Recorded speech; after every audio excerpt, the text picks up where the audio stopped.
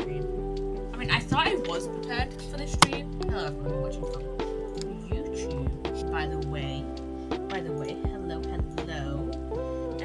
But yeah, so today we're playing a bit of the Great Ace Attorney Chronicles. Oh wait, do we have shit to react to?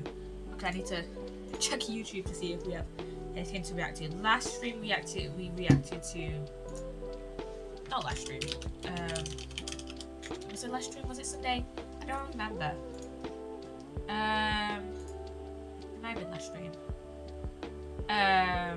Where we reacted to the new Ninjago stuff. Okay, no, there's nothing to react to. I thought there would have been at least something to react to that's been posted last week, but nothing's been posted since the Raz and Jordana clip, and that is way too quiet. So I'm turning it up a little bit. I need to get my stream up on my phone, and I need to get my stream up on my phone. Not Space Tutorial stream. Maybe I'll raid Space Tutorial later. I'm not sure. We'll just have to see if they're live. If she's live. Yeah. So I need to plug my phone in, because otherwise, actually, it may die like partway through the stream. So yeah, I can't believe I've been doing this for like 3.5 years and still not got the hang of like plugging my webcam in at the stream and, you know, having to grab my stream up on my phone. To be fair, I've only been like getting my stream up on my phone to like mod it and stuff, and like make sure everything is fine on like the viewer side of things. Because sometimes when things look right on my end, they don't look great on like the viewer end, and so that's why I need to put it up against my pack of whiteboard pens. Okay, so also I never actually, so I'm gonna just grab a bit. I never actually told you guys the essay of the week for last week, and that was Junji Ito's Most Disturbing Story by Tail Foundry. And the essay of the week for this week is How Media Scares Off the work of Junji Ito by Super Eye Patch Wolf. As you can tell, I've been watching quite a few videos on Junji Ito. I've just been loving his work. I'm not gonna lie, I am very tempted to buy maybe some of his manga, like maybe the Tomie ones, or maybe his like one shots, or just a book of his like just like one volume of like his short stories, maybe. So yeah. And also Hermitcraft season 10 is kind of like in full swing, I guess. It's like at the very start. I think people have been doing like their first streams and stuff. I haven't seen anyone's streams yet. I was gonna watch Scar's stream the other day. I don't know why I didn't. I actually can't remember why I didn't watch Scar's stream. I don't remember why I didn't watch Scar's stream the other day. But yeah, so yeah, I've been loving Hermitcraft season 10. People have been posting their like episode 2s, episode 3s this week. I think Stress just posted her episode 3 this week. Her like 3rd episode, and then Scar just uploaded his episode 2 earlier. And yeah. Let me look through who's been posting what episodes for season 10. Yeah, Scar just uploaded his episode 2 earlier. Grian posted his episode 2 the other day. Like I said, other people have been like doing streams and stuff. Like Jem did her first stream where she was just fishing with Grian for like 2.5 hours, almost 3 hours. I think Jumbo posted his episode 2 sometime this week, I think. I cannot remember if he posted an episode 2. Oh no, and Joel posted his episode 2 the other day, and then Stress also posted her episode 3 the other day.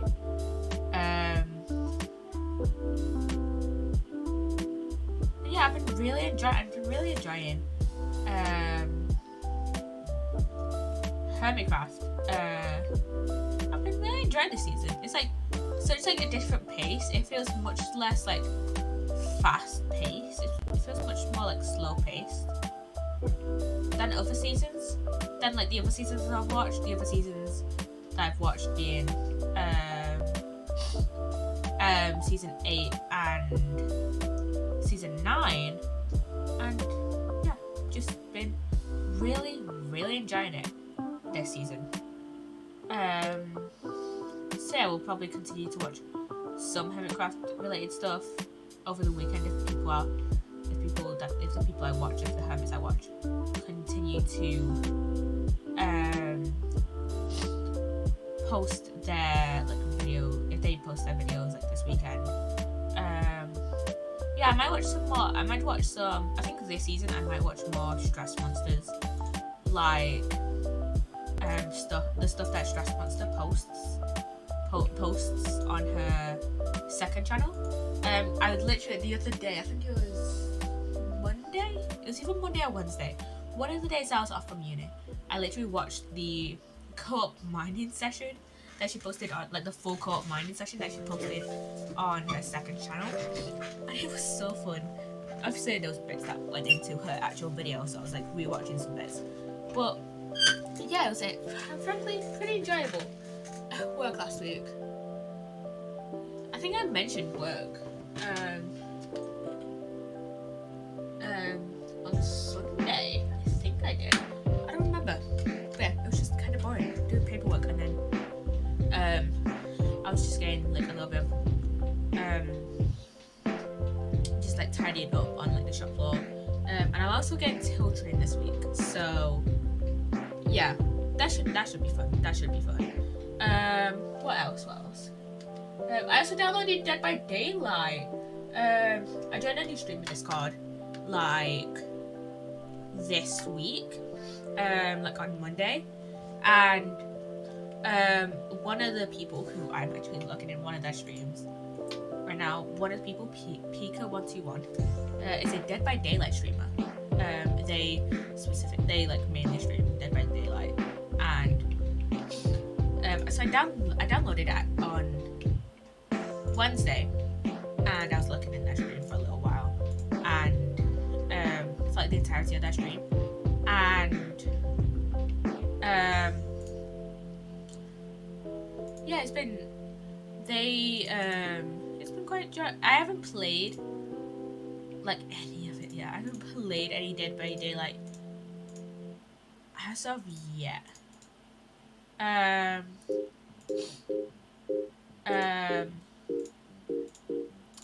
haven't played any Dead by Daylight just yet. What I might do is play a little bit of I might play a little bit of Dead by Daylight tomorrow, maybe, before I go into work, like tomorrow morning. So yeah. Also uni this week. I want to talk about uni. So I did some uni work on Monday. I got one of my assignments started on Wednesday. Funnily enough, it's my presentation, which is due in April, and I have an assignment due before that. But the thing is, with my presentation, I can do it on any topic that we're covering in my Tuesday module, and I decided to do it on the topic that we covered this week, which is human rights. So I've started it. I've done like a few slides already, and I actually started one of my other assignments earlier. I've literally just done like the introduction on that assignment. Started one of my research methods assignments earlier. Did the quantitative one. We haven't done any qualitative topics yet. We're doing that after Easter, and then after, which is like after the due date for the quantitative like report. So yeah, I should have the quantitative report like done by then. Also we have to use. I can literally see it on my computer because I can literally see it on my um I can literally see the shortcut to the app on my computer because um the Great 8620 Chronicles the crops into windowed mode and not full screen mode, which is fine for me because I can just like have Twitch Studio like capture the entirety of Great 8620 Chronicles without worrying about it, um, without worrying about having it like capture the rest of my monitor, which is a pretty cool feature which I quite like about Twitch Studio. I don't know if this is a thing in other streaming software because I know because what I've seen from other people who have used OBS and stuff, they tend to use like full screen or like something similar to like a full screen capture, and they can just easily drag stuff on to their capture.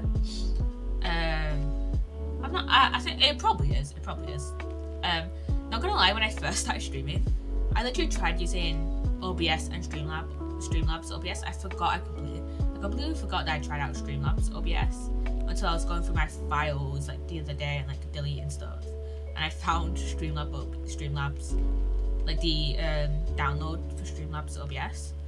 I might try and switch to OBS in the future. Like if Twitch comes crashing down, I will have to switch to another streaming software because I do like streaming, and I will probably just move to YouTube if Twitch comes crashing down, which means I'll have to move to another streaming software. But the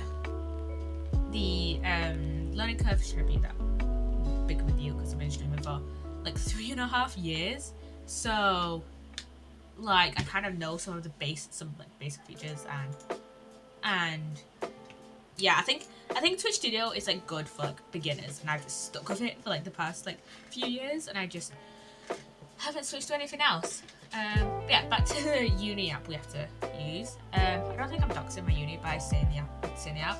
We have to use this statistics app. It's called SPSS. I think this is like a very commonly used. I think this is a pretty commonly used app. From what I looked up earlier, it's a pretty commonly used app for unis. It's not specific to my uni. But like, yeah, I think it's most commonly across psychology courses and like whatever other course uses the statistics type of statistics like topic that we do. Yeah, we have to learn that earlier, and it's like decently easy to learn. I think on Monday what I might do is just like try and like figure out the app more. I know we're doing a little bit more on it next week, which I'll probably tell you guys about. But yeah, also I want to show you guys something. Okay, so one of my friends mum got some Toy Story pins for Christmas, and she didn't want them, so she gave them to my friend. But my friend didn't want them either, and she asked me, "Hey, do you want these pins?" And I was just like, "Yeah." And I was like, "Yeah, yes." And she put them in for me. It's this one and this one, and this one is really cool because it kind of opens up to like a VHS of Toy Story, which is pretty cool because the first Toy Story came out. VHSs were like, no. I mean, they were probably cool because they were like the modern technology at the time. But yeah, when VHSs were still like commonly used, and so yeah, I think those are pretty cool things, pretty cool like pins. So yeah, and I didn't have a driving lesson this week because my driving instructor had a driving test when my driving lesson was, and like with driving tests she just gets like given the driving like tests, and like when they are she can't like choose like when they are, and so like and there was like no other time where my driving instructor could fit me in because like she was like, "Oh, can you do like Friday?" And I was like, "No, I'm in uni on Friday, I probably can't. Cause like literally, cause like I think she had like a ton of spaces open in like the afternoon, and she did say she liked to leave early on Fridays. I didn't know what time she liked to like finish work on Fridays. But like it literally today, it took me like an hour and 15 minutes to get home. Like from the time, and usually it takes me like half an hour, cause it's like, cause I know it's an hour and 15 minutes because I was listening to the Psssttt podcast, and by the time I got in my house, the podcast episode I was listening to had finished pretty much. So I put it on right as I stepped out of my class, my like last class of the day. I mean, to be fair, I did like go to Home Bargains, but like to be fair, I finished at 2:30, and my bus comes like every half an hour. So I was like, and it only takes me like what 10 minutes, like 5-10, like it takes me like 10 minutes to walk to the bus station from my unit, like 10-15 minutes to walk to the bus station from my unit. So once over to the bus station, waited about like 5 minutes, and then got on bus, and then got home. It took so long on the bus. And what made it worse is that like it was crowded because it was like by the time we had like picked, because it was like around the time like high schools were leaving, and I live in an area where there's like quite a few high schools, and quite just a few schools in general in my area. So it's like they're picking up like kids and, you know, like teenagers and stuff like that, and people like that to, well, like picking up to go home, obviously. So yeah, it got very, very crowded on the bus. So yeah. Anyways, let's actually get into let's actually get into in this case. I think this case is investigations only, and I'm gonna look it up. So we're doing the adventure in Unbreakable Speckled band. I'm gonna see. I'm gonna have a look on like how long it takes to complete this section. I'm gonna look. Obviously I'm looking at Reddit.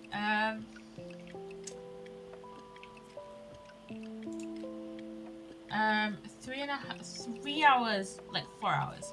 So I'm thinking, so this case is separated into 3 parts. So what I might do is do the first 2 parts today, and then do the last part of the case on Sunday. I mean, we'll just have to see. I cannot remember what. I'm gonna try and look for the Reddit post that I found the other, like last week. So investigations part 1 is like 1 hour and 40 minutes, give or take. I might take longer because, you know, this is my first time playing through the Great Eastern City Chronicles. And then the second part is like 20 minutes. So, and then the part 3 is like almost 2 hours. So I think I'm just gonna do part 3 of the investigation on Sunday when I next stream. So yeah, let's get into this case. I think there might be a cutscene at the start of this case, like there was at the start of the last case. Let's see. Let us see. Ooh. The Adventure of the Unbreakable Speckled Band. In a corner of that small, dark room, Sholmes and I waited with bated breath. They're so cool. They are In amazing. time, there came from the ventilator a hiss and a soft, almost growl-like sound. Suddenly, Sholmes sprang into action, lashing furiously with his cane at a point in the darkness. Too loud. "You see it, Wilson?" he yelled, his tense voice reverberating through the air. Oh, Wilson. I raised my dark lantern's shutter, and the room slowly came into view. Sholmes was staring intently at one particular corner when he started whispering to me. The victim's most perplexing final words. The Speckled Band. I believe this is the terrible coil to which you referred, Wilson. In front of us was an enormous adder, its fangs bared as it threatened to strike. It truly was the most terrible Speckled Band I had ever seen. Ooh. I love disco scenes. Since the 9th of January at 6 a.m. Steamship Burya. No idea what the Burya is. So then, let us unravel this mystery. That's Sholmes. And discover what events led to this curious murder. Pray, do excuse me. The cabin door was bolted from the inside when the man was killed. These cutscenes are so cool. No marks to suggest the bolt was tampered with in any way. So, this would appear to be a locked room mystery. In his final moments, the victim scrawled a message on the floor. Almost certainly with the ink from this upset bottle. A Russian word. So the victim was a Russian man then. And the letters are well formed, suggesting he was compos mentis at the time. What the fuck does compos mentis This is a most extraordinary script. No idea. No idea. And evidently not penned by the same hand as this message. In fact, I deduce it was written by someone of a different nationality.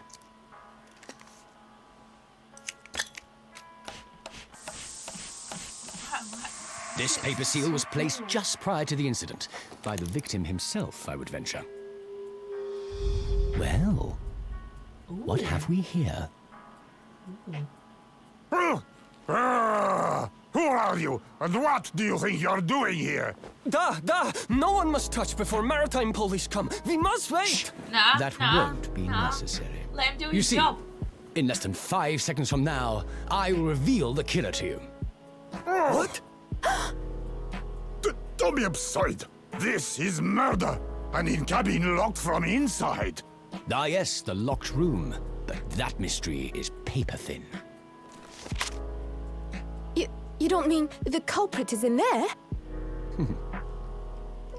Who are you, and where have you come from?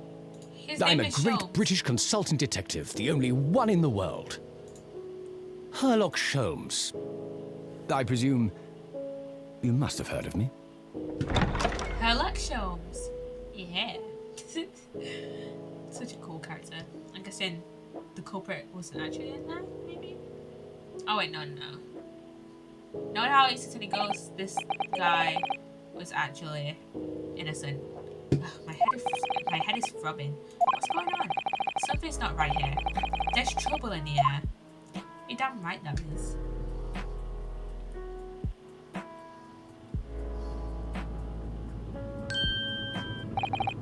Wait, I can't move. Are you not scared? Not again! This is the second case. Granted, this is the second case I've played. But why am I in handcuffs?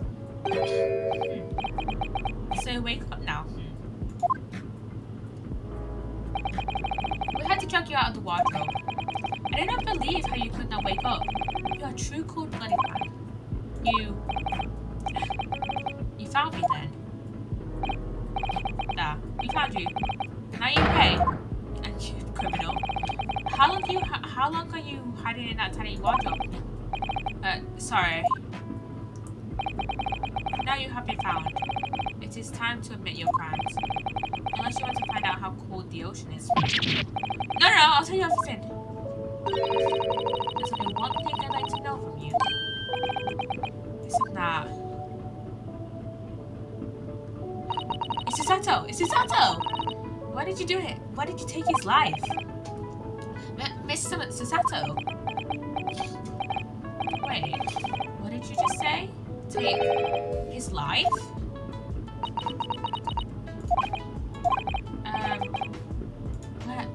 Where is he? Where's Kazuma? Kazuma's dead!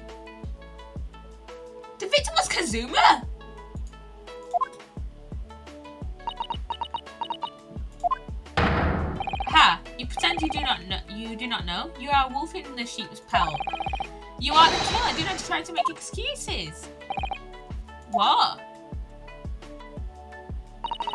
Kazuma-sama's body was discovered not long ago. Kazuma's dead. What? Here, in this very cabin that was bolted shut from the inside. His body. No. Please. You're not trying to tell us you were doing this terrible thing in your sleep. Kazuma's dead? But he can't be! This is Tenma Sisters all over again! These handcuffs, surely you don't think I have to know. Why did you take Kazuma-sama's life? He wouldn't do that!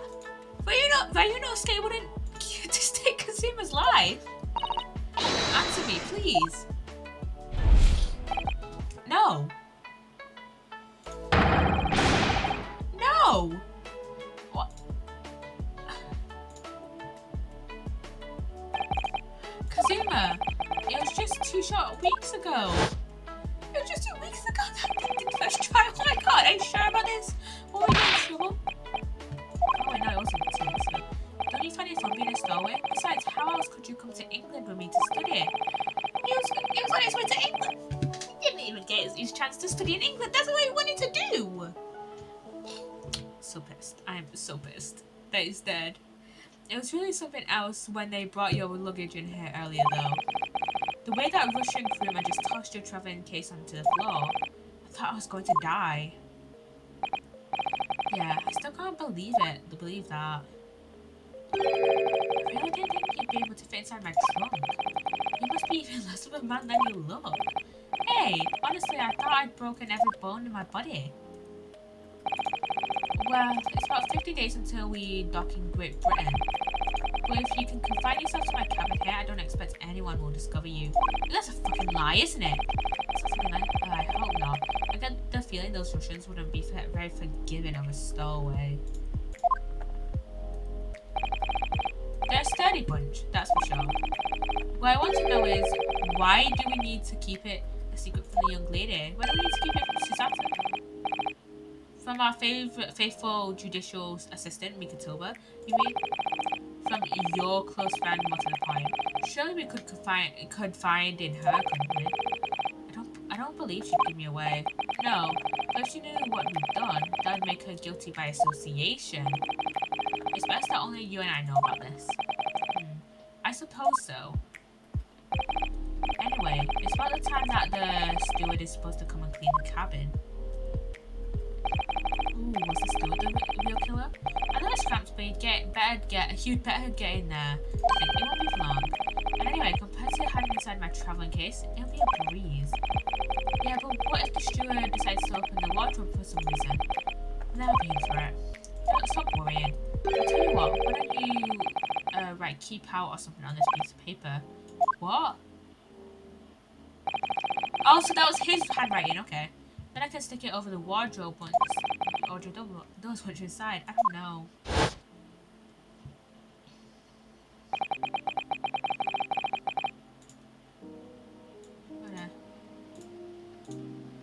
Okay, why am I getting it?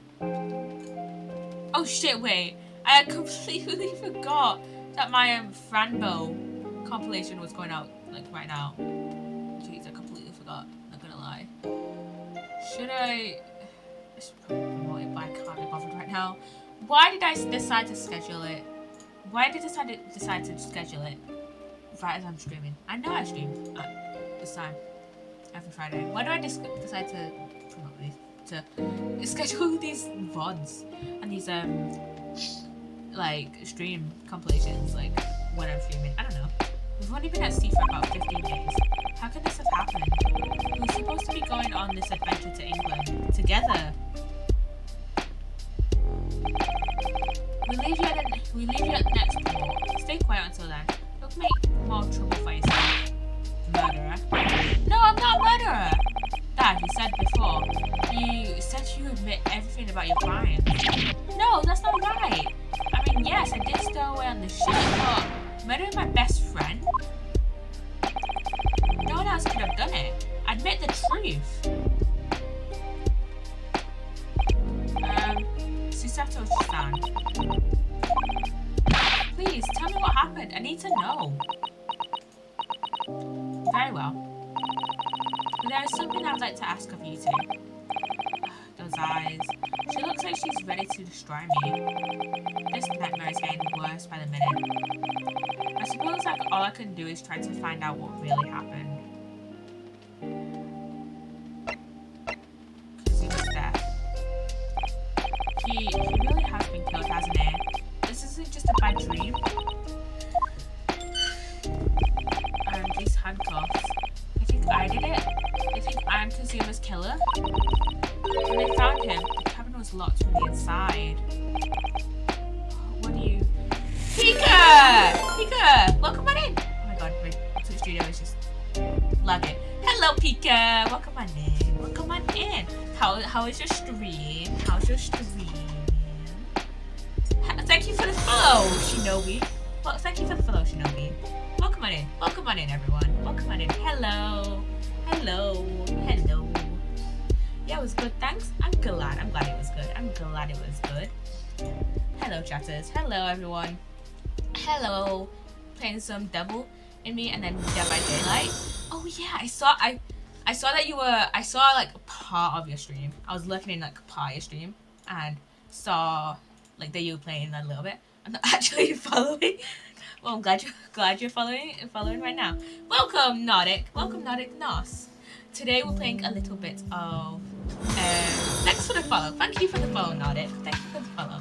Today we're playing a bit of the Great Ace Attorney Chronicles. Today we just found out that we haven't played too much of the case so far. Probably about like 10 to 20 minutes. I rambled for like 20 minutes or so. We just found out that our friend who is, so basically we're on a cruise on like a ship from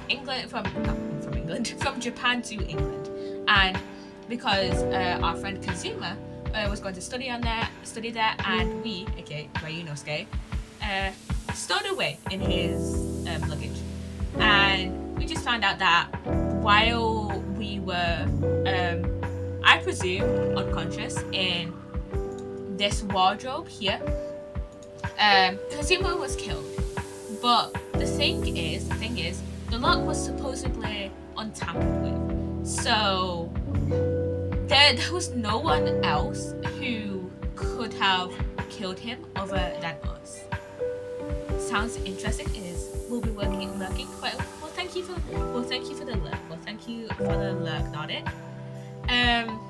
But yeah, so I do have my suspicions, mainly on we got told that basically the reason that Ryunosuke had to hide in the wardrobe was because a steward was supposed to come into Kazuma's room and clean it. So I am very suspicious of the steward that was supposed to clean it. I highly doubt that either it was the steward or the sailors that are like in the room that came into the room in the opening cutscene with Herlock Sholmes being the detective that is on board, and I'm sure we'll meet him again at the start of this case. And I accidentally caught my chin with my fucking nail. I need to fucking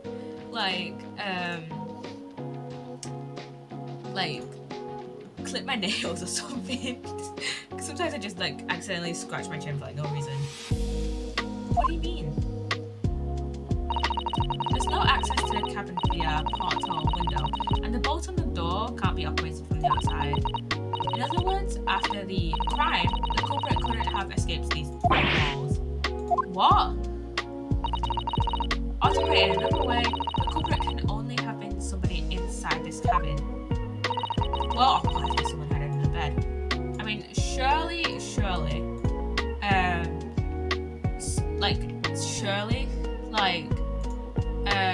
Herlock Sholmes would have found someone under the bed, but we cannot rule out the possibility. if it was not explicitly said. This is how Psssttt gets you. This is how Psssttt gets you. If it's not explicitly said, we cannot rule out the possibility. Or do you have some other explanation? This is impossible. How did he die then? What happened exactly? Are you still going to deny the charge, even despite the circumstances? Please, Susato-chan. Not Chan. Susato-san. You have to tell me. The cause of death is still undetermined. We don't know how he died. The ship's doctor is examining the body, but of course, he has no post-mortem analysis experience. I suppose we shall learn more until an expert has been consulted at our next phone call. So presumably that means there are no obvious external signs of injury then? That's true, yes. Then maybe look for trauma, maybe? Because that's not really as obvious as like stabbing, I guess. Anyone tell me what actually happened here in this cabin? I don't understand it. Why would anyone want to kill Kazuma? Presumably, that's something you know the answer to better than anyone. Please. Whatever you say, you were here in the cabin after all. Well, yes, I was, but we couldn't see. Ryunosuke couldn't see anything because he was in the wardrobe, so he couldn't see what was happening. I mean, I don't know, like, whether he would have heard anything, because presumably he was unconscious. I mean, maybe he was just like unconscious. Maybe he was like forced unconscious, like whacked unconscious by the killer. I'm super sorry, but I'm going to be lurking. I feel exhausted, so I need to lie down as I'm in pain. Go lie down. Go lie down. I don't mind if you lurk. Lurk if you want. Go lie down. Do whatever you need to. Do whatever, like, post-stream stuff or whatever you need. Go lie down if you need. He would always wake before dawn and do his training first thing in the morning. I was waiting outside his cabin, as I have every day so far on this voyage. But this morning he did not come. I could sense that he wouldn't. Does that mean he was already dead when Susato-san arrived at his cabin door, I wonder? So maybe Ryunosuke was just asleep then. I knocked, but there was no reply. Then I started to become worried, so I went to find a member of the crew. The crewman forced the cabin door open, and when we managed to get inside, there was Kazuma-san, collapsed on the floor. It looks like he was the one that wrote the Russian like characters, and this was explicitly said that it was Russian. It was probably a member of the crew that actually killed him, because the crew, like a lot of the crew have been, like the crew has been stated, or at least quite a few members of like the crew on the ship have been stated to be Russian. So yeah, and Kazuma does not speak Russian, he speaks Japanese. Obviously it's been translated in English for us, but that's just for, like, that's like not in universe. I don't know I cannot remember the words for it, but like in universe he speaks Japanese. It's just been translated in like, he doesn't actually speak English. I don't know, I can't remember what the word is. I think it's something revolving around the word diegetic. I'm gonna look up what diegetic means. Diegetic. Occurring within the context of a story and able to be heard by the characters. Okay, it's referring to like music. Okay, like diegetically, I guess. I don't know if that's like the correct word. I don't know. He speaks Japanese. It's like, and like the English like words are like non-diegetic. That makes sense.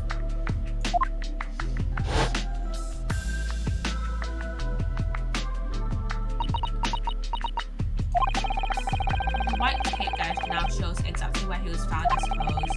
I had no idea anything had happened. I must have been asleep in the wardrobe somehow. I wish it wasn't the case, but that's just very hard to believe. This is all very hard to believe for me too, trust me. I've told you everything that I know. So it's my turn to ask you a question. Yes, alright. My head feels so heavy. It's still throbbing like anything. Thank you, KWW, please.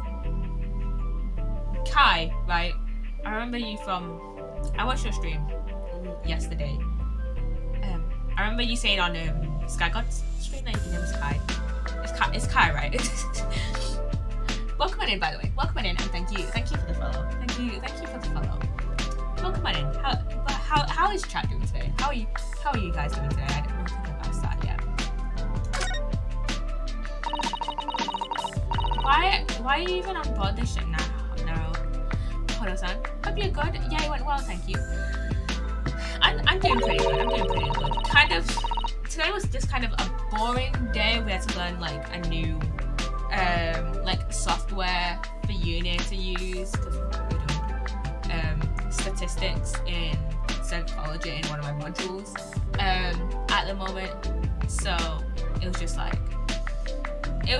boring, but also the statistics like app that we have to use is like the software we have to use is like a little confusing to get my like head wrapped around, but like I think I'll get it by the time like we I think I'll do like a little bit more practice of it on maybe Monday when I have a day from uni.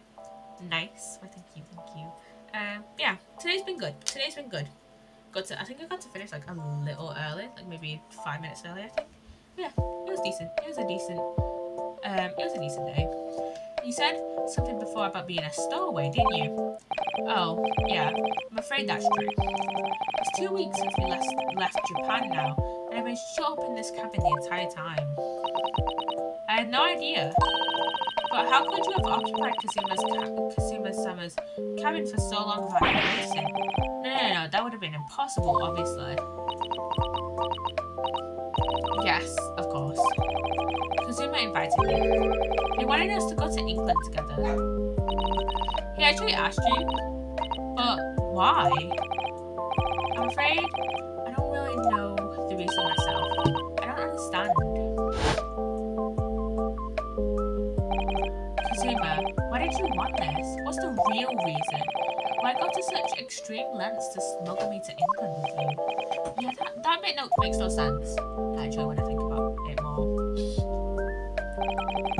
It's an idea that's been on my mind ever since the end of that incredible trial. I think I told you that, didn't I? That you ought to become a lawyer yourself. Well, yes, you did say that, but I didn't think you were serious.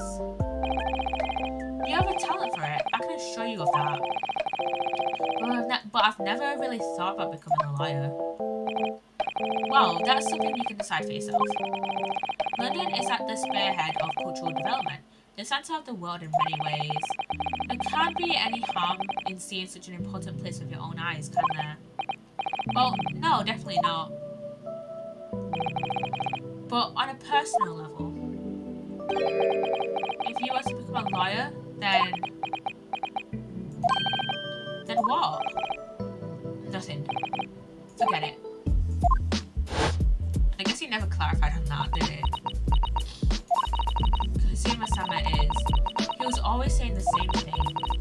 That he wanted to change the Japanese legal system. Perhaps he thought that he could do that with you. Yes, maybe. But something's still bothering me a little. Look at his eyes then. It was darker than I've ever seen it before. Susato-san? I'm sorry that we kept it a secret from you. I'm still unaware on this ship, I mean. If I know Kazuma-sama, I expect he was trying to protect me, to avoid me becoming guilty by association. That's exactly right, yes. Word perfect, in fact. If you're not the culprit, then tell me. What happened last night here in this cabin? Well, the thing is, I don't really remember. Kazuma brought me something to eat, just like he always did. And then I got myself into that wardrobe up there, just like I always did. After that, I fell asleep. I after when Kazuma-sama was killed. Well, yes. Maybe it was somehow poisoned, or like, not poisoned, but like, the killer had like some sort of like, what's the word? Anesthetic. I think that's the word. Yeah, maybe he had some sort of like anesthetic, maybe? I know it sounds unbelievable, really, I do, but it's the truth. If only I'd woken up then woken up. If only I'd woken up, then perhaps I wouldn't be in this predicament. And for some reason, my head's still throbbing like anything. Really? Or maybe it was just like hit over the head. I'm not sure in like this like past era if anesthetic was like a very common thing. So either anesthetic or it was just like hit over the head really hard. I mean, something wrong? Oh, no, it's. Please forget it. Susato-san, you have to believe me. I didn't do it. I really don't want to doubt you. But the trouble is, there is no one else who could possibly have done this. I mean, the Russian writing is a little suspicious. Like, both Ryunosuke and Kazuma don't speak Russian or can write in Russian. So, it's like, it's got to be one of the members, it's got to be one of the members of the group that's written that. Kazuma, I don't understand why. Why did this have to happen? I can't take this. Don't try to go anywhere. You're the perpetrator of this crime. You can't leave. I can't allow that to happen. Why the fuck not? I'm sorry. But Kazuma was killed right under my nose here, and I didn't do anything to stop it. And now I'm supposed to just sit around, my hands tied, while whoever did this runs free? No, I can't allow this. I can't allow that to happen. Well, what do you propose to do then? I'm going to investigate. I'm going to find out exactly what happened here. I'm going to work out who took Kazuma's life, and how and why they did it. I'm sorry, but you're going to have to excuse me. Yeah. Susato! What the fuck? Susato! What the? That was a Susato takedown. Susato what? What martial art form is that? I'm going to need you to prove it. Sorry? Prove it? Yes, you're innocent. I need evidence. That's what we were going to get! But how am I supposed to? Have you forgotten already? What you achieved just a few weeks ago. You successfully defended yourself in a court of law. I see. She's expecting me to present some conclusive evidence. I have to get Susato-san to believe me. I'll show her some evidence right now that proves I'm not guilty of this awful crime. This in the paper? Yes! Tell me, were they all discovered in the wardrobe before? Was this piece of paper stuck over the doors? Oh yes, it was. I remember clearly. I thought so. Kazuma always put it in place whenever I went to sleep in there, just in case a cabin steward or another crew member decided to look inside. So naturally, he did the same thing last night as well. Yes, of course. The gentleman who discovered you peeled that sign from the wardrobe doors before he opened them. But if I were truly the culprit, I couldn't have climbed back inside the wardrobe and stuck this on the outside of the doors on my own. Yes, that's quite true. In other words, it's impossible that I killed Kazuma. What is it? Well, even if you are sprawled hopelessly on the floor, I can see why Kazuma-sama thought so highly of you. I mean, that part was just obvious. That paper seal thing was just obvious, wasn't it? Thank you, Susato. I keep calling him Chan. Susato-san. Now, do you think perhaps you could help me up?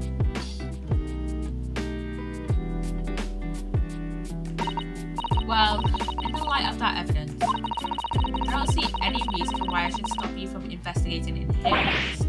Thank you. So you finally believe me? I'm sorry. No. What? I'm not sure yet. Might rule out the possibility that you use some sort of conjuring trick to put the sign back in position. What does she think I am? A magician? No, you're a student. You're a uni student. I can't remember what he said he studied. Probably something like law or something. But yeah, he's a uni student, not a magician. For now, I suggest you investigate as thoroughly as possible in here. I'll do the same. Alright, let's get to work to settle the sign. Please, don't misunderstand. I still have my doubts. Oh. I shall be watching you to make sure you do nothing that might disturb the fancy. I wonder if you're using your conjuring tricks to destroy evidence, for example. Right. I guess that's fair enough.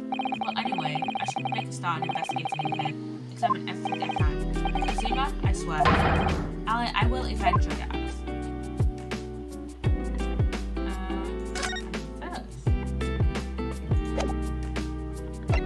Okay, we can't go anywhere. Not to mention successful signs and stimulus. I think it's fair to say that's the case happening. For the time being, at least. I should focus on investigating in here to see what I can find out. Okay.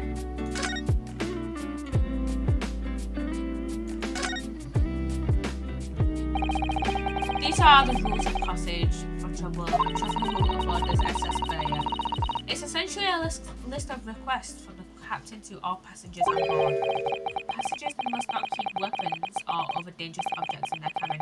Pets are also strictly forbidden. What's that? Oh, why are you staring at me? Oh, sorry. I was just thinking, are you more of a dangerous object or a pet? I can't decide. Well, one thing's for sure. Either way, I wasn't supposed to be in here. I don't think anyone expected. Yeah, that one did. I don't think anyone expected him to be in here. I don't think anyone's expected Ryuna Skate to be in here. Oh, what's the matter? Yeah, I don't think anyone expected Ryuna Skate to be in the wardrobe. Whenever I'm examining things, I always find myself so focused I forget to look around properly. Ah, yes, that's not good. I suppose you're as foolish as me in that regard, are you, Naruhodo-san?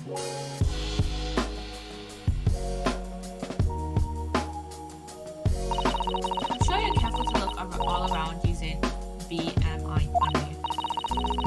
Let's investigate all corners of this cabin. Ooh. That's something we didn't get in the first trilogy. Yes, let's do that. I suppose my field of vision has been rather small until now. Okay, let's investigate this part of the cabin first before we do the other part of the cabin. The books have fallen over on the shelf, look. They've all toppled the same way. And what's this? A statue of some goddess. Although he's fallen over as well. Yes, it's almost as if the whole shelf has been ransacked and everything mown down at once. I wonder if perhaps he was consumed with Sama doing his morning sword training, do you think? I seriously doubt it. And perhaps it was you, Naruhodo-san, in a fit of rage? I wonder if I bothered leaving the wardrobe just to mess up a few books that statues. But the way these things have been thrown about have anything to do with the case, I wonder? Well, I'll just set everything straight again. I don't like to see a mess.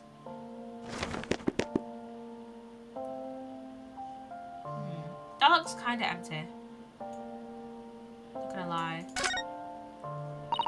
It's a very large traveling case, isn't it? Yes, it carries a lot of memories for me. Because he was stuck in there. Memories? What do you mean? Well, that's actually how I stowed away on this vessel. I was brought on board inside that case. Ah yes, I see it says this way up, in Japanese. Which, in hindsight, I should have realized the foreign crewmen would have been able to read. I was turned over and over and over, and then I was tossed on the floor in here. Oh dear, being a stowaway isn't as romantic as it sounds. Well, it was less painful than a Psssttt takedown.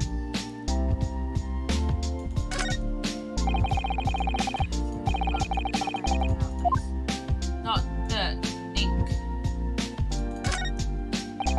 Did Kasuma write that before you died?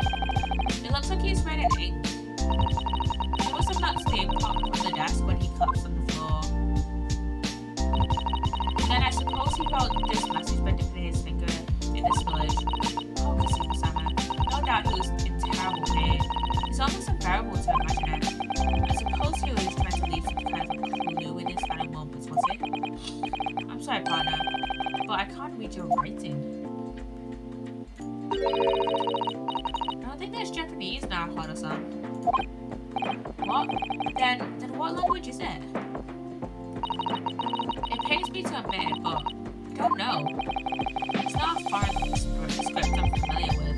What does it mean, I wonder? This is where the consumer Sama would have sat whenever he was writing. London Diary. Oh, Kazuma. He didn't even make it to his destination. It looks as though the last entry is incomplete, which means what? He's in the middle of writing it when the incident happened. Let's see what it says. It could be about blue. That's out of the question. What?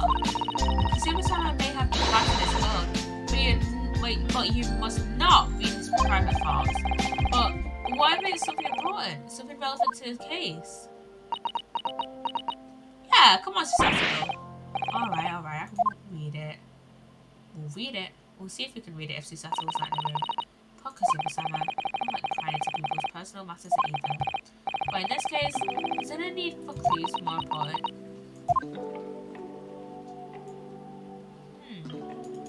What the fuck is that? What do you think this is? Oh, is it a bell? It looks like a broken piece of glassware. Whatever the thing was, it appears to have broken clean in two. The glass is such a beautiful colour. It looks like a cute little Netsuke fastener from a kimono. I'm not sure that sounds like Kazuma. He wouldn't have secretly carried a cute little trinket like this around with him, would he? The mark beside it. What is it, I wonder? It has a sort of brick-like hue. Yeah, you're right. Is it blood? Yeah, you're right. It is the colour of brick, isn't it? Even though I don't see anything of the same colour anywhere else in the cabin.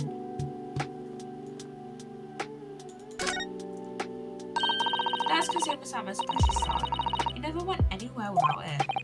Yes, he was always saying that a Japanese man's katana is his soul. I believe he had to work very hard to convince the government to allow him to bring it on this trip. I suppose that shows just how important it was to him. Now he's gone, but I'm not ready to let his spirit go just yet.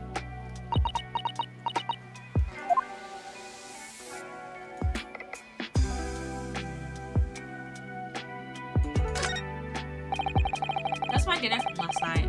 A roast chicken. It was very tasty. Yes, it was very delicious, wasn't it? But did you eat on the floor here? Not dog, Susato-san. I ate at the table, of course.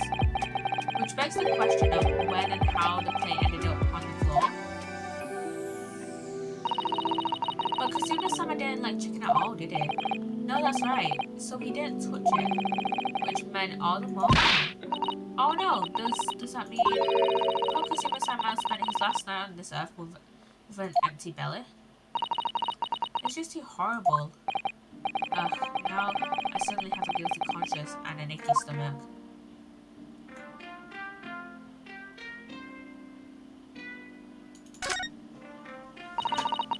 There's nothing on this table at all.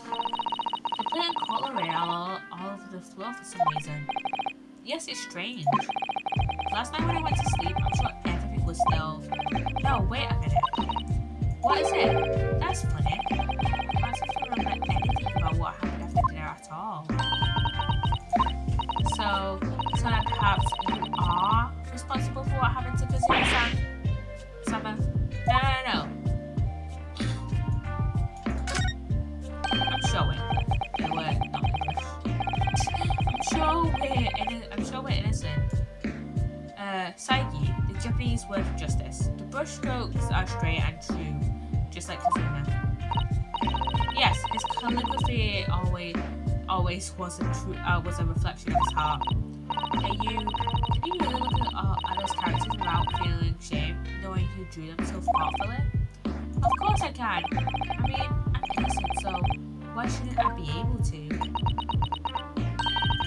Even though you stowed away on this ship.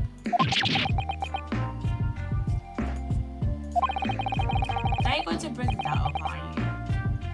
I can't win. Can never win. Can never win at all. Perhaps I should see what this should do and make some of this Excuse me.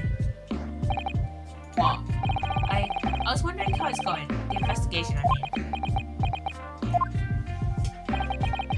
Grandmother told me Japanese people do not make jokes.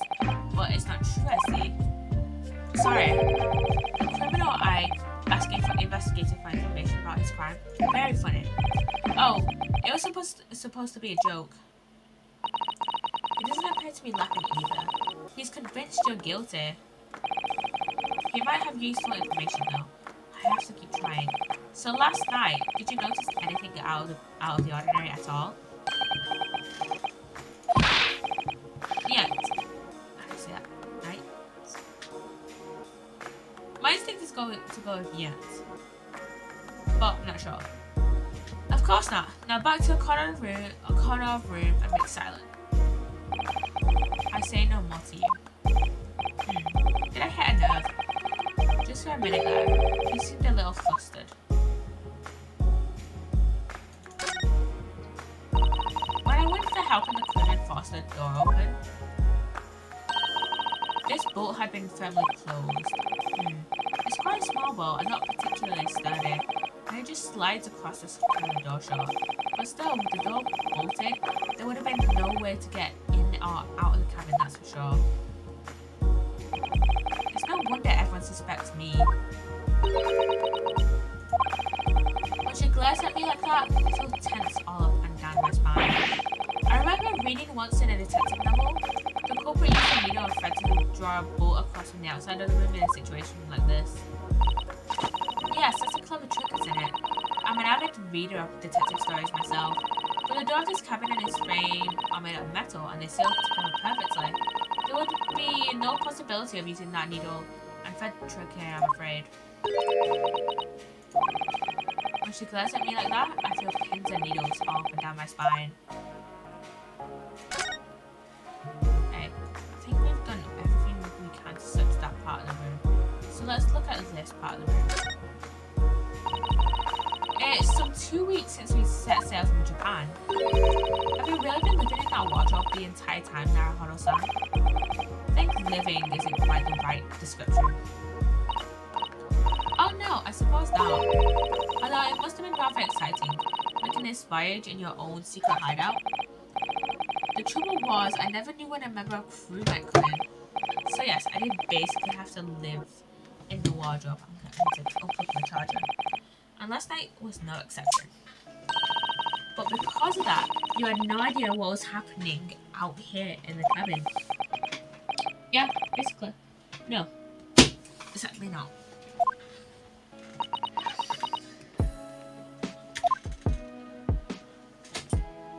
Okay, what else can we examine? We can examine the vent up there. I think that's some kind of opening for a ventilator. A hole through which fresh air can circulate into the cabin. Isn't that a little odd? What do you mean? Well, this ventilator. If that's what it is, looks like it must connect to the next door cabin. Yes, it would appear to. You're right. But if its purpose is to allow air to the room, surely it should be connected to the outside. Yeah, that's true. Perhaps it's so that rain and spray don't find their way in when the seas are rough or something like that. I suppose maybe that's it. Oh? Huh? Who's that? He was in there a minute ago. What the fuck? What the fuck?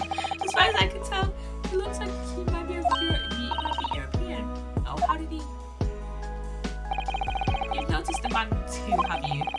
I have no idea who he is or how he got in there. But he looks suspicious and tall. Suspicious and tall. Naruhodo-san, don't tell me. Do you really not know who that is? Well, no. I don't have any foreign friends or acquaintances at all. He doesn't look like a member of the crew. There's something very unusual about him. And is he investigating because of his desk, or is he just playing on it? I can't tell. Well, in that case, we must simply talk with him. Am I just imagining it, or does Sasaki-san look almost uncontrollably excited? By the way, I expect that you've noticed already, but just in case, if you press space on people when they're in the crosshairs, means you can converse with them. Alright then, I'll get a suspiciously tall gentleman in my sight and see what he has to say for himself. Oh, please do.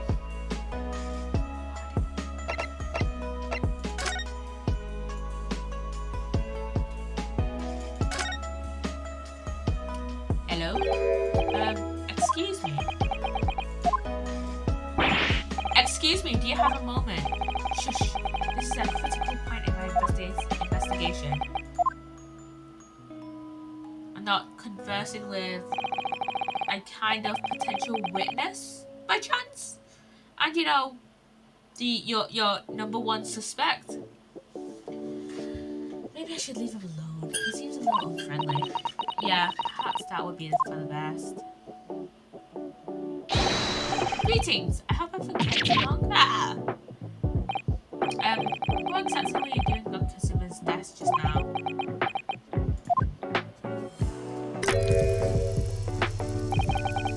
Oh, I see. Fascinating. Sorry? What do you see? Feels like he's looking right through me. Oh yes, everything is clear now. The train of reasoning comes from its cause. My deductions have crystallized. You have been in Afghanistan, I perceive. Just recently returned, if I'm not mistaken. No. Sorry, what? And now, whilst venturing toward foreign climes, you find yourself in a most troubling predicament. Oh, well that's true, at least. But how? How the deuce did I know that, perhaps? It was a really most elementary deduction, hardly worth explaining. Have you perhaps managed to deduce anything else? Well, of course, a great many things. There is no mystery, my dear madam. For example, you have fled your native land of Russia, being, as you are, merciless revolutionary. No. No. You leave 16 victims of assassination in your wake and now travel to England to blow up the crystal tower. No! How is this our first meeting of Sherlock Holmes since, you know, well, where are you going to get this first meeting of Sherlock? And when the bereaved occupant of this very cabin discovered your identity, you ended his life too. No! Yes, I believe that summarizes the facts beautifully. No need to hide the truth now. Nothing deceives these eyes. Except your own imagination, perhaps? Just to be clear, you're talking about me, are you? Certainly I am. Do you see another in this cabin who fits the bill? A Russian assassin with 16 victims today? I don't even see one person who fits the bill. So it's true. It was you who did this to Kasuma-san. No! No! No! What? And you're plotting a revolution to... No! It's shameful behavior now, Mara-san. Absolutely wicked. No, listen, there's no way none of Psssttt would take that. Now, explain yourself. Tell me everything. Psssttt, no. This is ridiculous. Yeah, it's ridiculous. Why are you believing everything Coach says? He's clearly just bullshitting. How could you do that? For pity's sake, open your eyes. I'm not a Russian revolutionary, obviously. Oh, forgive me. You know he's from Japan! What? And as for you, what kind of deduction was that? You were just saying the first thing that came into your head. What was I right? You were not right! Well, for century towards foreign planets, you do find yourself in the most troubling predicament, do you not? I mean, yeah. Well, yes. Maybe. Yeah, exactly. Yeah. What do you make of that? Well, to be honest, he's not Russian at all. He's not revolutionary. This ship is on route to England. call it deduction. It's more plain observation. Indeed, an observation method is the basis of all deduction. Our method is founded upon the observation of trifles, you see. The food, the dessert. I announce my findings with a brassy certain. So what you're saying is you are a master bullshitter. What is this man on? And more often than not, I'm right. Ha. I don't think you introduced yourself. Ah, my apologies. How remiss of me. I am none other than the greatest detective of the century, known to men and women the world over.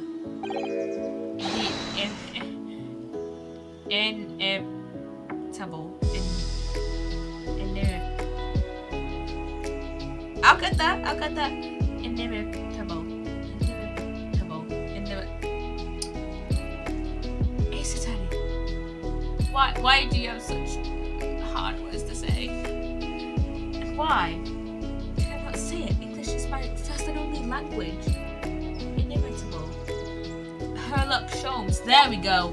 The inimitable Sherlock Holmes. So it's really you, the actual Sherlock Holmes. The very same. The inimitable actual Sherlock Holmes. Do you know this man, Psssttt? The most famous detective in the world? Narahoro-san. Of course I do. There's nobody who hasn't heard of him. Oh, if I've been moving on then. We must ask him what he's deduced. He will have worked out the entire case already, I'm sure. Really? But I feel uneasy about this. Is he just gonna be like that? Sherlock is the actual killer. So, you're a great detective, are you? Sorry, what was your name again? Indeed, I am none other than the one and only Sherlock Holmes. Oh, I see. You're German? Sherlock, was it? No, I have no her. I mean, I have hair. Please call me Holmes. You can read all about my exploits in this exciting London publication. Except... read English? Ah yes, Rants magazine, full of wonderful short stories and interests. Articles from great men. The thing is, with this game, one of the plot points of the first case is that they couldn't understand what Giselle Brett was saying because she was speaking English and everyone else was speaking Japanese. So, and in this case, it's like, can they actually understand English or not? I never miss an issue. I have it sent from England especially. Ah yes, here it is. The Adventures of Sherlock Holmes. So, you're the protagonist in a series of short stories then? Indeed I am. And you've read so many of your own stories, you started to think you really are a detective. Make no mistake, I'm not the poor deluded fellow you take me for. Your inference is backward. Backward? A trusty biographer records my greatest detective achievements and chronicles them in the magazine. You have a biographer, do you? Isn't everyone? Mine goes by the name of Dr. Wilson, presently keeping shop in England. Dr. Wilson? Okay, the previous victim? I must say, thanks to the publication, I've been fantastically busy as of late.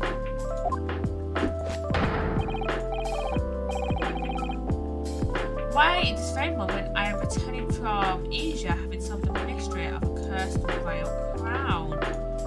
Is that right? Really? I can't work out whether I should take this month seriously or not. I don't think we should. Deduction, you see, is, to me, a science. Logical reasoning in its purest form. Aha! Yeah, definitely. At a science? Really? The astute observer notices even the most subtle of reactions in his subject. furtive glance into much of a muscle, a slight inclination in posture, fingernails, arm sleeves, furrows in the skin, all these things are data. Right. Just not an agree, just not an agree.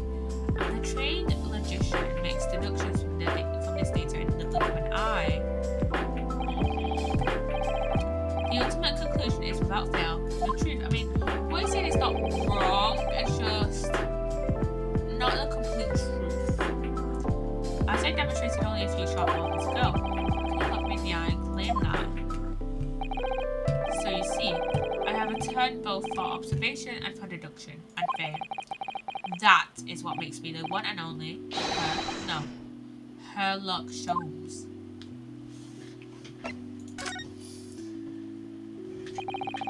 Have you managed to deduce anything about this particular case yet? Have I managed to deduce anything? My dear fellow! Who do you suppose discovered the culprit in his most cunning hiding place? That's right. It was none other than the great detective before you now, Mr. Sherlock Holmes. Ah, I see. In other words, I made these down because of him. When I became anxious about Kazuma Sama this morning, I summoned all of the crew members to force the cabin door open. And I concealed myself among that number, getting entry to the scene of the crime. Yes, luckily for everyone, the great detective, Sherlock Holmes was on board. And the handcuffs seemed to be an excellent fit, Miss Naruhodo. The very moment I laid eyes on the scene, two facts were immediately apparent to me. Oh really? Two facts, you say?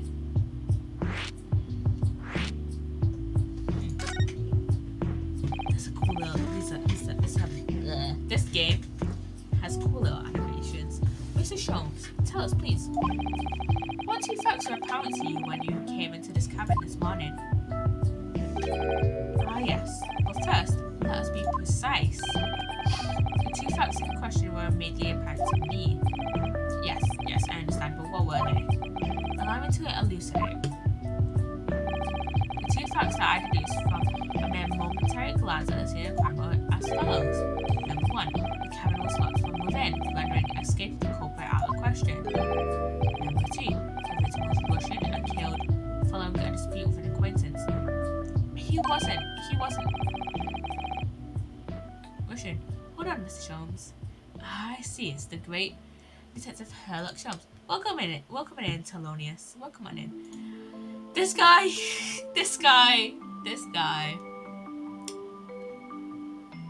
He makes the most obvious deductions when it's like slightly obvious. But when you think about it for like slightly more, from what we know, he's actually my most favourite character. I actually quite like him, to be fair. From the amount of like bullshitting he does, I actually quite like him so far.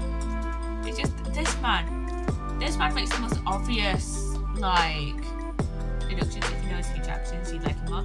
Ah, okay.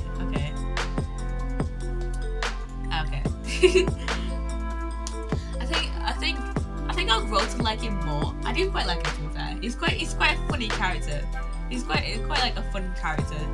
But this man makes the most obvious deductions when if you just like, you know, think for like 2 seconds more, they aren't the best deductions, to be fair. But yeah, I quite like him so far. It's just, man, you are such a dumbass. But do I like the character? Yes, but you're such a dumbass. Hold on, Mr. Holmes. What made you think of victim was Russian? Observe the dying message left by the victim on the floor. I don't know how to pronounce those letters. That is the Russian word for wardrobe. Do you really think Kazuma Sama could have left a dying message in Russian?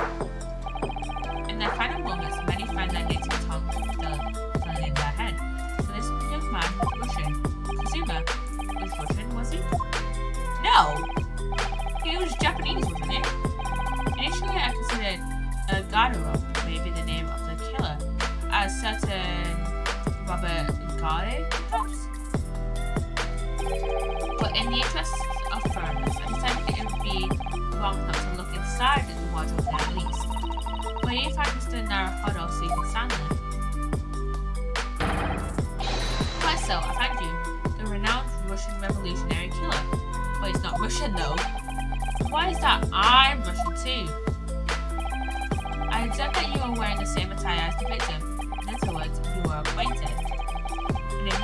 And if my memory serves, that outfit is the traditional dress of the Russian people. School uniforms are the traditional dress of the Russian people. I had no idea.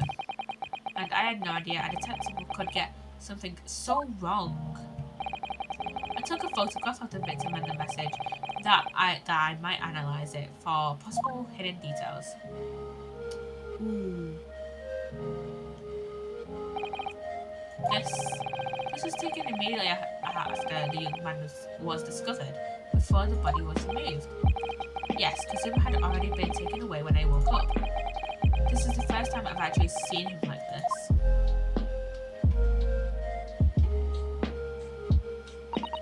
Are you alright, Mr. Naruhodo? Oh, yes, thank you.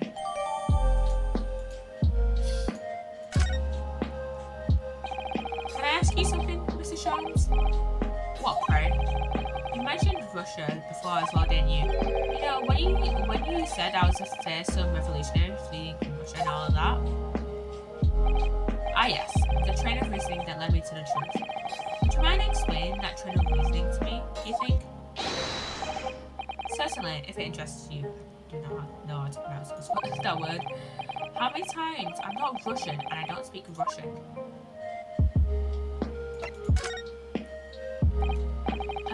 Can we talk about your deduction before? The things you concluded about me, I mean. The now famously accurate, troubling predicament you find yourself in. Actually, it was the other details that I was more hoping to discuss. You know, the merciless Russian revolutionary and assassin of 16 part? Ah yes, the more sordid details. It was a fairly commonplace deduction. Here we have this morning's paper. The main headline reads, Revolutionary villain Bolshevik flees Russia via Shanghai. This vessel made a port call at Shanghai yesterday, and last night the young Russian was murdered. Since when was Kazuma a Russian? It sounds like Mr. Sholmes has concluded he was Russian because of what Kazuma-sama wrote on the floor. It was a simple act of reasoning to realise that the culprit of this crime was the same merciless revolutionary, one who killed the very man who helped him to escape after his true identity was discovered. We don't look like that Bolshevik guy though. Yes, you, villain Bolshevik. No, how could it be me? It doesn't look anything like this man, just look at his face. You are a fearsome revolutionary after all. Therefore, you will no doubt learn to revolutionize your appearance as well. Ugh, please. And I might add, your name does not appear on the ship's passenger list. Need I say more? Well, that's because I'm a stowaway. What about the other details? The 16 victims of assassination had blown up the Crystal Tower. Ah yes, the journalist clearly interviewed the man and printed all those particulars in the article. The deeds the man has perpetrated thus far and those he is plotting. Yes, everything about this revolutionary Bolshevik was included. There can be no mistake. Do revolutionaries usually agree to interviews with newspaper reporters, I wonder? And what about the part where you said I was just returning from Afghanistan? Some quite clearly stated here in the article. Bolshevik is recently returned after a period of subversive activities in a war-torn region of Afghanistan. Where even is it anyway? This Afghanistan place. Here, take the paper for yourself. It's a little memento of this great deduction. Oh, thank you. I've absorbed all that is of interest to me within its pages, but I see no rubbish bin nearby. This man is definitely British. And you may find the article on the back page of the interest as well. On the back, cast your eyes over it sometime if the interest takes you, though you may need someone to interpret. It's all written in Russian. I couldn't hope to read it, but I suppose it wouldn't hurt to just a glance at the article. Maybe there might be a picture or two.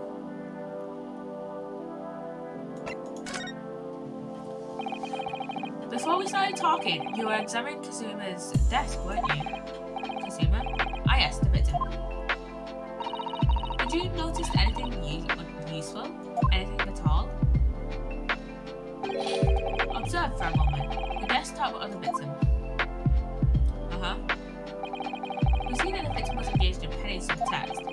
London Diary. Kazuma was keeping notes of the trip. But I don't think you should read his private writings. It could upset people. Tragic, and something you ought to perhaps elucidate before the act of reading. You mean you've read it already? It is my business to know what other people do not. Yes, believe it or not, I know a smattering of Japanese. Oh, I see. Well, you're about to know what a Psssttt takedown is. Psssttt-san? Are you going to throw the detective with one of your trademark takedowns? I'm sorry, Naruhano-san. What else do you mean? That's just so unfair. Anyway, to return to the matter at hand, namely, this diary belonging to the victim. You would appear the final sentence is incomplete, as if the author was not sure. Tell me, what is the nature of the writing? Pray be precise as to the details. Oh, but I thought you knew Japanese. A smattering, thereby. A smattering. Sayonara, bonsai, mikado, nado. I trust you're suitably impressed. This diary is littered with complicated looking characters, which I can precisely which I can read precisely from. So what was all that showing off before then? If you would be so kind as to show me, I would be happy to read it to you, Mr. Schultz. I'm much obliged, my dear madam. The final entry here in Kazuma-sama's diary consists of just 2 short sentences. The first reads, 1:23 a.m. I can hear a faint whistling sound. A whistling sound? These are very deep waters. Pray, go on. The second sentence reads, 1:35 a.m. What looks like some sort of speckled band is dangling from the ventilator grill. A speckled band? What on earth does that mean? I have no idea. I've never heard that expression before. Neither have I. The ventilator grill, you say? The man was presumably referring to the vents. To the lattice down the wall, which connects to the adjoining cabin. Yes, the adjoining cabin. Kasuma's diary has been entered into the court record. I'm assuming the killer came in through the vent. So I believe I've given you enough to consider for the time being, at least. Do you have somewhere to go? As it happens, the victim's writings in his diary have piqued my interest. The matter warrants further investigation, I believe. And if I am still too long, the seasickness takes hold. Oh, I suppose you're thinking of investigating the cabin next door, which the ventilator connects to? We detectives are our curious breed. Our minds rebel at stagnation. We crave mental exaltation. So yes, I intend to investigate, hence the truth will become clear soon enough. Do you think perhaps that we could go with you? Yeah, let us come with you. No, that would be somewhat complicated. What, but why? A simple glance at your wrist should reveal the answer. Oh yeah, we've got the coastline to get. Forget about that. Oh please. After all, you're the prime suspect in this matter. No? There was no point trying to turn it into a question. You're the one who decided I was the culprit in the first place. Whatever do you mean? I have no recollection of naming you as the culprit at any point. Huh? You must be joking. You just said it only a moment ago. Dear me, you're clearly misguided. I would have no cause to say such a thing. Well, actually, Mr. Sholmes, I did hear you say that too. You're quite sure? Well, that's very strange. And you're a strange man, Sholmes. I would have said you had the face of a criminal, you know, really. So what, were you just looking at my knees before? Some great detective you are. Yeah. Anyway, that was then and this is now. What do you mean? What I mean, sir, is this. If you are the culprit, then you must play the part more convincingly. Roll over and accept the fate. Dude, what the fuck? What the actual fuck? What is your problem now? He's just being plain rude. Yeah! And off he goes, having just laughed in my face. His sense of humour is as twisted as his name. Naruhodo-san, why are you just standing there for? We must go and investigate the cabin next door as well. Aren't you forgetting something? What about these? There's no way I can... Oh, just do that. Psssttt, your strength amazes me. After Kazuma-sama spent his dying moment struggling to leave us a clue, you're willing to give up. You're just gonna roll over and accept your fate. I mean, yeah. Seems like a good idea. Ugh. As if you gave me any choice in the rolling over part. Yeah, exactly. I think we still have some investigation to finish off in here first, don't we? Let's carry on examining what we can in this cabin while we wait for a chance to slip next door. Good idea. The situation doesn't look good for me, but there are still things I can do to help myself. And I owe it to Kazuma to do everything I can to find a way out of this and bring the real culprit to justice. Is something wrong with Naruhodo-san? Oh, no, it's just that crewman standing by the door. Oh, he looks familiar. He was in the last case. I can't remember his name though. I have a shit memory. I kind of have a feeling like I've seen him somewhere before. He was the undercover, he was the undercover detective that was like a waiter in the last case. But yes, you're right. He does look familiar. Excuse me, sir. Yes. What can I do for you? Yeah, he was in the last case. I recognize that face, but it can't be.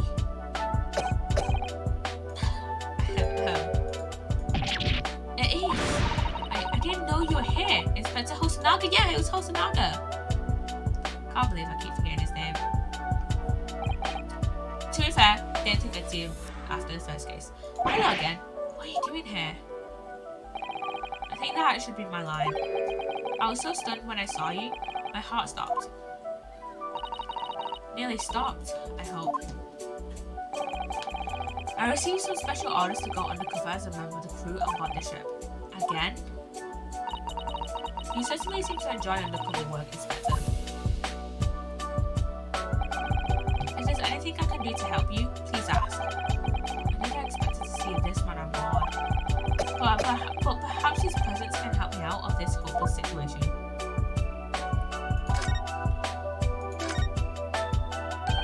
So what are your special orders this time, Inspector? Yes. And why are you dressed as a member of the crew?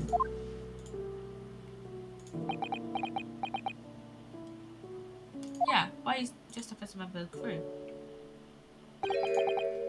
I'm so sorry.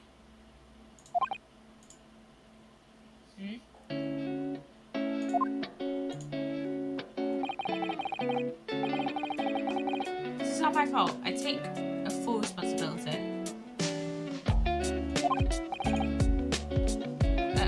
For what? My orders were to act as Asogi-san's bodyguard. Well, you didn't do a fucking good job, did you? You did a shit job. It was Minister of Justice Jigoku who pushed for this overseas study tour to go ahead. And he entrusted me with ensuring that Asogi-san about being assassinated. Job did you? Assassinated? How could that even have been a possibility? I'm not sure. These are complicated times. There are tensions between the world's greatest powers. Minister Jigoku said we should be prepared for all eventualities. This is incredible. I don't believe it. Kazuma-sama was assassinated? Obviously, we couldn't give Asogi-san a visible security escort. Which is why I'm undercover now, posing as one of the crew. I see. And I didn't take my eyes off him the entire time we've been on board, from morning until night, every day. But I never imagined it would happen here, inside his own cabin, not here on the first class deck. I failed miserably at my assignment, and Asogi-san is dead as a result. I'm a disgrace. All I can do is humbly apologize. Inspector. So if there's anything at all I can do to help now, just say the word. Yeah, give us the permission to investigate, please. Doing what we can to investigate Kazuma's death ourselves. I know you might be. You didn't do it, did you? You're not a killer? Of course not. Hosonaga has more faith in us than our fucking assistant, Susato. Come on. Of course not. We'd really like to investigate the cabin next door. Yes. So we need to be allowed out of this cabin. I'm sorry. What? You've been deemed a risk to the ship's safety. If you move to even touch the handle of the cabin door, that stormy-looking seaman there would surely snap your neck in two. I suppose I'm not just a stowaway now. They think I'm a murderer as well. Would it be possible to give me something to work with, do you think? I'm going to need something persuasive. What do you mean? If I had a solid reason why the next door cabin should be investigated, for example, I'd do everything I could to persuade the captain to allow it. Really, I'd lay my life on the line if I had to, but I don't see how. There may be a way. What? Really? Think of how you tried to persuade me of your innocence, Naruhara-san, by presenting me with a piece of evidence that you already had in your possession. Evidence? It's just the same as when you're in court. And you must have done it many times during your trial. Simply select the present panel and choose some evidence that Inspector Hosonaga could use. So evidence that would give us a viable reason to investigate the next door cabin, is it? Alright, yes. I think I might know what we can use. Let's see if I can present the detective with the evidence he needs to persuade the captain. I think I know what piece of evidence, and that being Kazuma's diary. What's that? It's Kazuma's diary.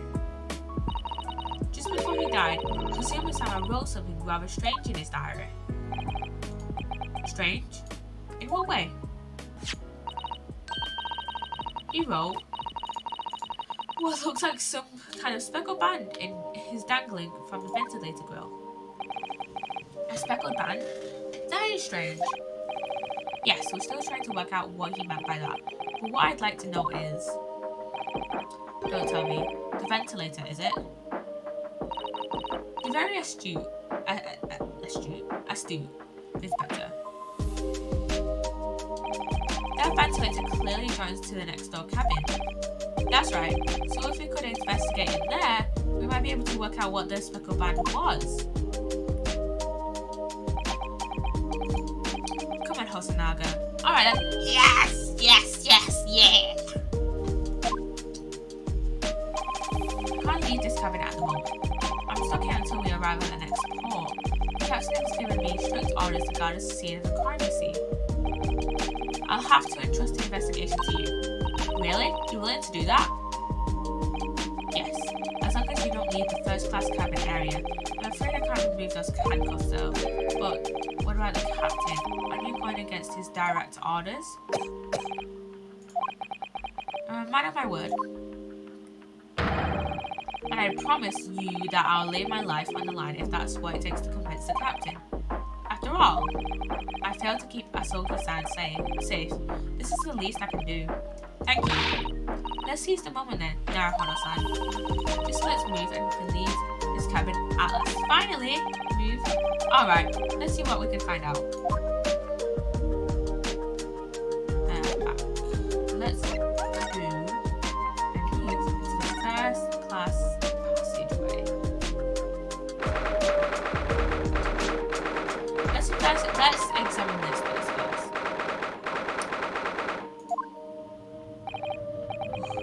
I found out of that cabin. I have to admit, this isn't quite what I was expecting. It's less spacious out here than I thought it would be. This is the most luxurious accommodation. Yes, indeed. Kasuma-sama was being set out on his study tour by the government. That's why he was being put in a first-class cabin. Even still, this is about twice as large as my accommodation in steerage. Really? That must be awful. Oh, look over there. There's another crewman keeping watch. He looks enormous, even if he's sitting down. The door next to him leads to the second-class accommodation. I suppose he's making sure that no one comes in here who shouldn't. I suppose people in handcuffs? Yeah. Naruhodo-san, you look like a little boy visiting this toy shop for the first time. I would have thought you'd be used to this ship by now. We've been at sea for 2 weeks already. Well, yes, I know. But the thing is, I was inside Kasuna's trunk when I first came aboard, and ever since then I've been trapped inside that little wardrobe. It must have been a very trying time for you. Please, don't give me that pitying look. Here, come on, Psssttt. Examination time. This looks like a plan of the SS of the SS Burya. It shows each deck. Look. The Burya is a large-scale steamship with a triple-skin hull. Well, marvel of engineering. Well, it's been playing on my mind for a while now, actually, but how is it that such a huge lump of metal doesn't just sink to the bottom of the ocean? Buoyancy.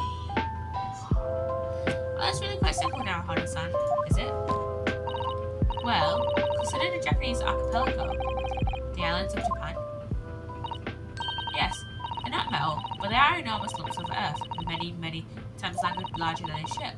They don't sink, do they? They've been floating happily on the sea since the gods created them. Well, I suppose so. There's a huge book on the top of the table there. There's a pen next to it.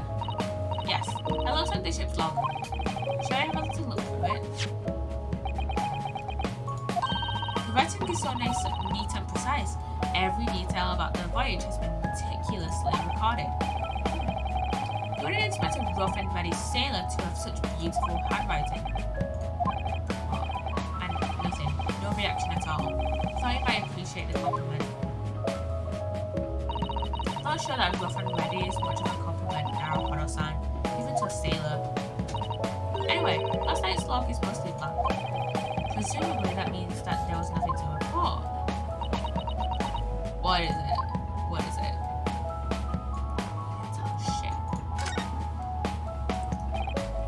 Excuse me, but could I ask you something? You little stowaway murderer. That wasn't a good start, was it? Alright, let me try instead. Good day, Mrs. Sailor. Uh-oh. Is my camera gonna be fucking up for the next few minutes? I'm so sorry to trouble you, but could I perhaps ask something of you? You little third-class ladies' maid? Oh. You seem to have caught the sailor on a bad day, Psssttt-san. I'm not a sailor, my mother gave me a name. I'm senior crewman, Biff Stroganoff. The best thing to do is just to avoid eye contact, I think. Mr. Stroganoff, about this first class cabin area. Here we are in the finest part of the Burya steamship for very important persons. What sort of very important persons? Government officials, kings and queens traveling in secret, many important persons. This is why I'm also guarding this place. Gosh, that's amazing. But somehow I let stupid stowaway inside. I want to pick you up and throw you in the ocean, but stroganoff is not animal. Thank you? Thanks I guess. If I may, I was wondering, is the cabin next to Mr. Sogi's currently occupied? I don't know what that means. Successful-san? Did you understand that? It sounded like that. I think it's probably Russian for yes. Or no. Genius! It is not permitted to visit other cabins without invitation. Well, it sounds like there is somebody in the next door cabin at least. Yes, it's tantalizing.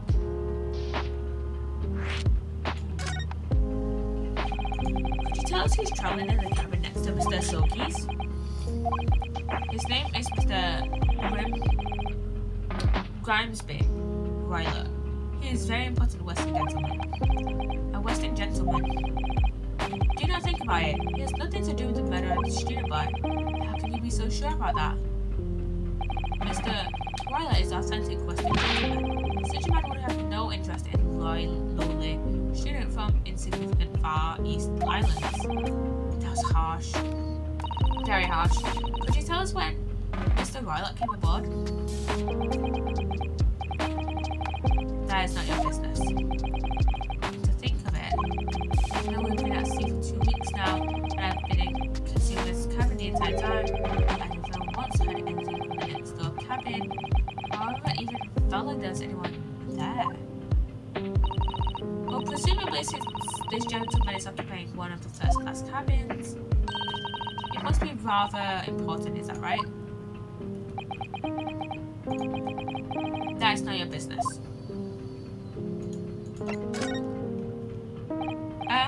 Anyone watch here all the time? Seaman Stroganoff? Yeah, all the time. So criminals like you cannot come in or get out. I wonder, could you tell us anything about last night at all? It is sad about Student Boy. Were you on watch last night as well? Of course. And did you notice anything at the time? Anything unusual? Oh my god, I just realised his thing is a fish. I just realised that. Susato-san, did you understand that? Yes, clearly, no. Look, it's a little fish. I think that's so cool. I think that's so cute. I saw nothing unusual. Nothing at all. You didn't hear any strange noises or sense anything was wrong in some way? I said, no. Sorry. I'm not so sure. I could have sworn that he wouldn't catch my eye if I'm wrong there. This is enough. I cannot say more now. Oh. It is time for me to report to Captain. You must return to your cabin. Yes, alright. Bulkhead to second class area is then locked at all times. You escape when the lobster whistles on top of the mountain. Or as English say, when the pigs fly. Yes, I understand. So basically we can't escape. Good, now we can investigate this area properly, shall we? Definitely. Can we examine more? It's an alarm bell. What do you think this is? It's a very pleasing shape, isn't it? That's the emergency alarm. It's probably best not to touch it. Oh, an alarm. It says, press only in times of emergency. It looks as though it sets alarm bells ringing all over the ship and brings the vessel to a complete stop. Oh, this I see. What are you doing, Naruhodo-san? You mustn't touch it. But this is an emergency situation. Just look at these handcuffs. You know full well that's not what the alarm is for. If you were to bring this vessel to a standstill for no good reason, you'd be in an even worse situation. I wish everything would just stop, the ship included. If you have to do something foolish, at least make it something that doesn't affect anyone else. What's that? That's like a mouse trap, isn't it? Ah, a trap for catching mice, yeah. Yes, we have plenty of those back home in Japan, although they seem to be using a lump of chalk or something of made. Let me see. It's a thing. That's what it's called. Cheese.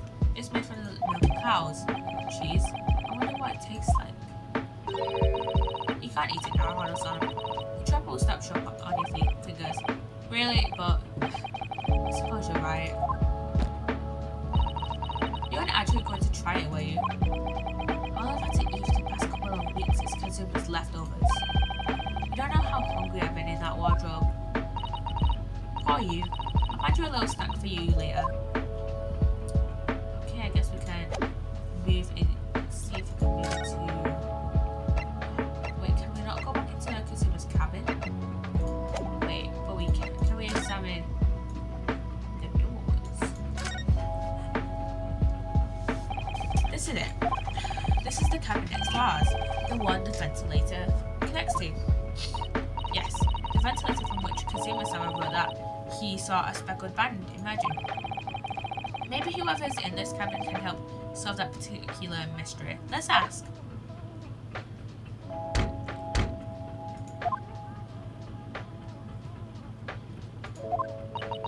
No answer. We're out of luck, it seems. There's no one in there to help out with our inquiries. How annoying. Oh? What was that? It came from inside the cabin. Such a high-pitched scream, it must have been a woman. Stand aside. I went to break the door down. Mr. Sholmes! Herlock Sholmes to the rescue. I shan't be stopped. When the fit is on me, I revel in kicking doors off their hinges. Please, wait, Mr. Sholmes. The door doesn't appear to be bolted. It isn't. Then how the deuce can I dispatch this muscular... What can I kick? What is my gun cam like that? You just run the tension, gun cam. You little shit. I think we should go in. There's no time to think about stress relief.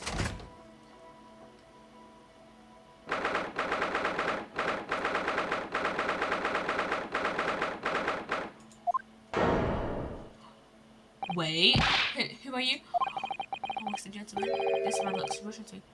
Wait a minute! Wait a fucking minute, is he... Oh wait, no, he's not this guy, I don't think. Is he? Maybe? We heard a woman scream. A woman? Don't be absurd. As you can see, there's nobody but me in this cabin. True, this little man doesn't appear to be the only person in here. But in that case, you just screamed. Get out, all of you, now. Please, excuse the intrusion, but you're Mr. Oh yeah, Grimsby Ryler, I believe. Yes, that's me. And you are? I am the one and only, the actual Herlock Sholmes. You've heard of me, no doubt. No.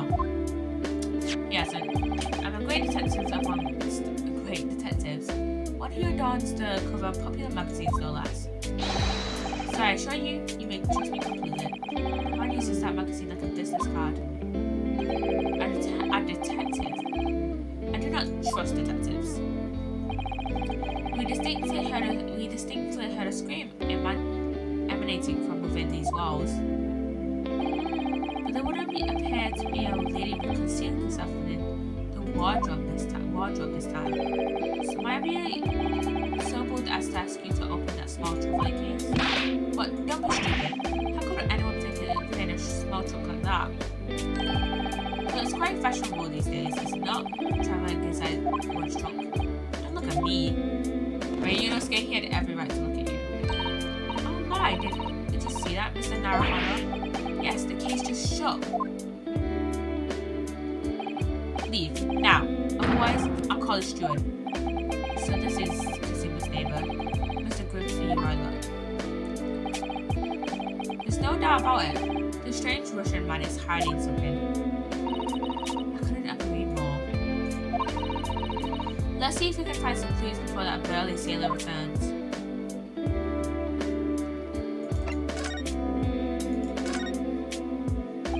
Mr. Ryler, we'd like to talk to you about something. No. Oh, I don't want to talk. Leave my cabin now.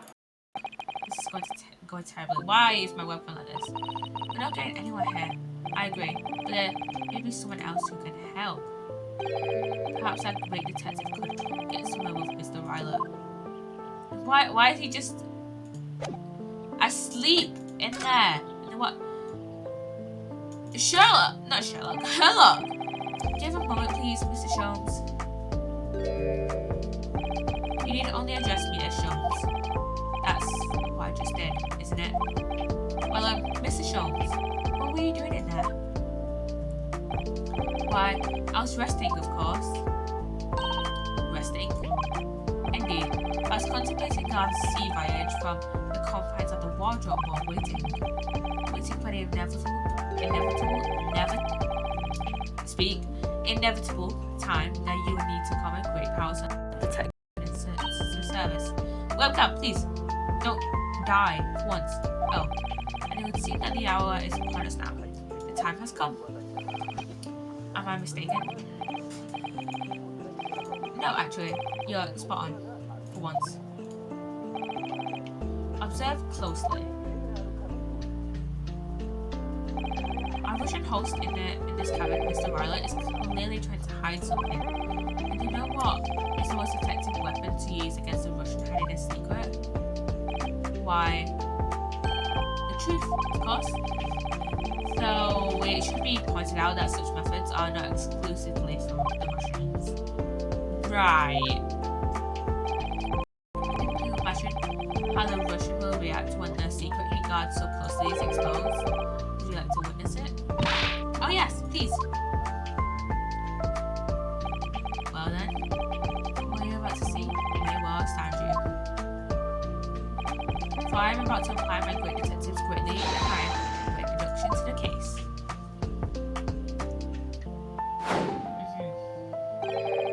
Could this man be a more hackneyed portrayal of a dubious Russian, I ask you? What?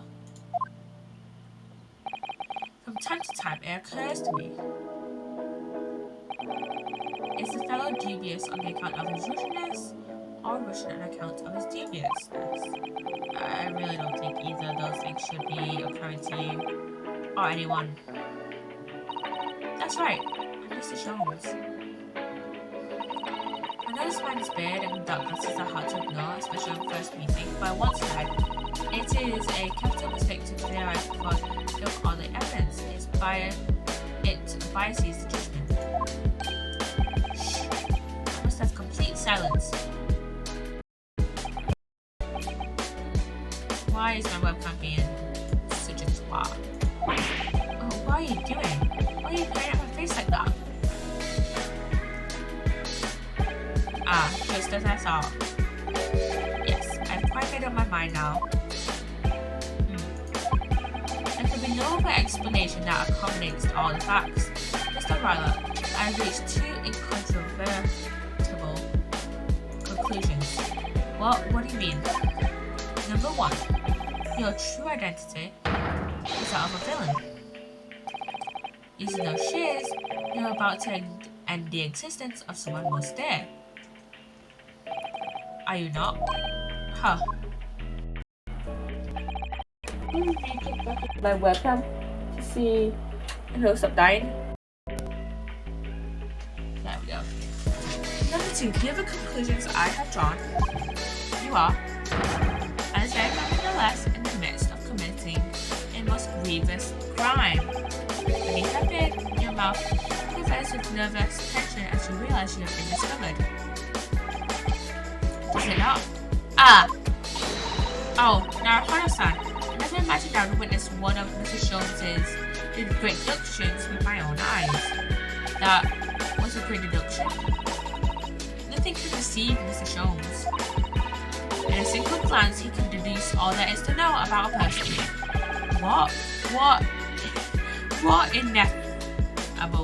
What ineffable twaddle. Oh yes, I read about I've read about it countless times in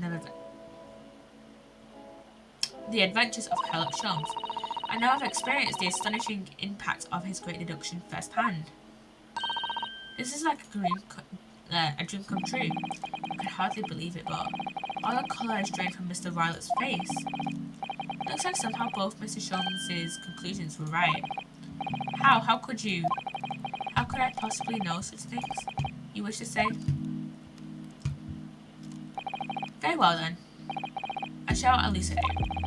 I shall explain how it was that I arrived at this pair of conclusions.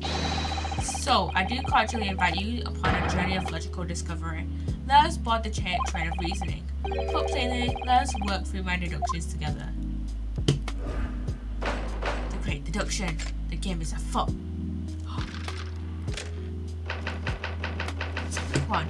Woodman's identity. So, the dubious-looking Russian Mr. Rylott, obviously what catches the eye in the first place is the enormous pair of shares in your hand. Now we ask ourselves, what could you possibly want with such an implement? The answer, of course, is staring us in the face. You're on the verge of using the shears to cut away the copious beard you sport. Now moving on.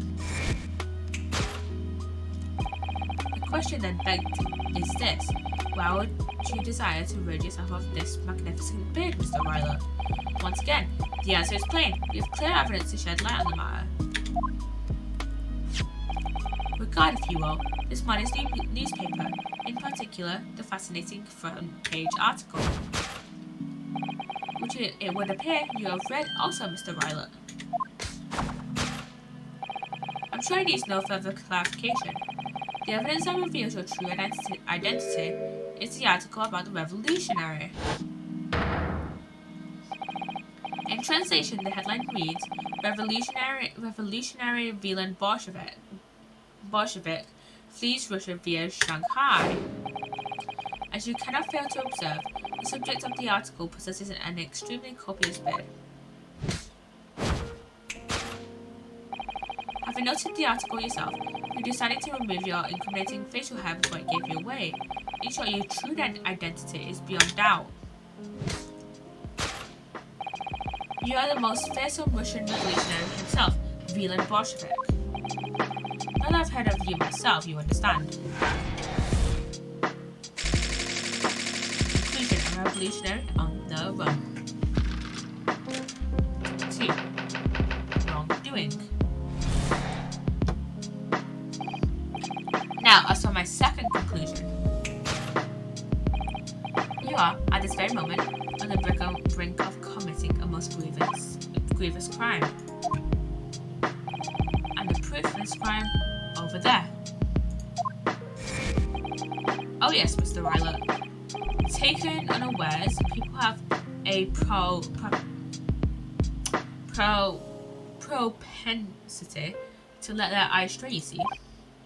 And I assure you, the eye speaks so much more eloquently and honestly than the mouth. The answer we seek lies where the furtive glance falls. The proof of your crimes sits before our very eyes. Yes, that travelling case.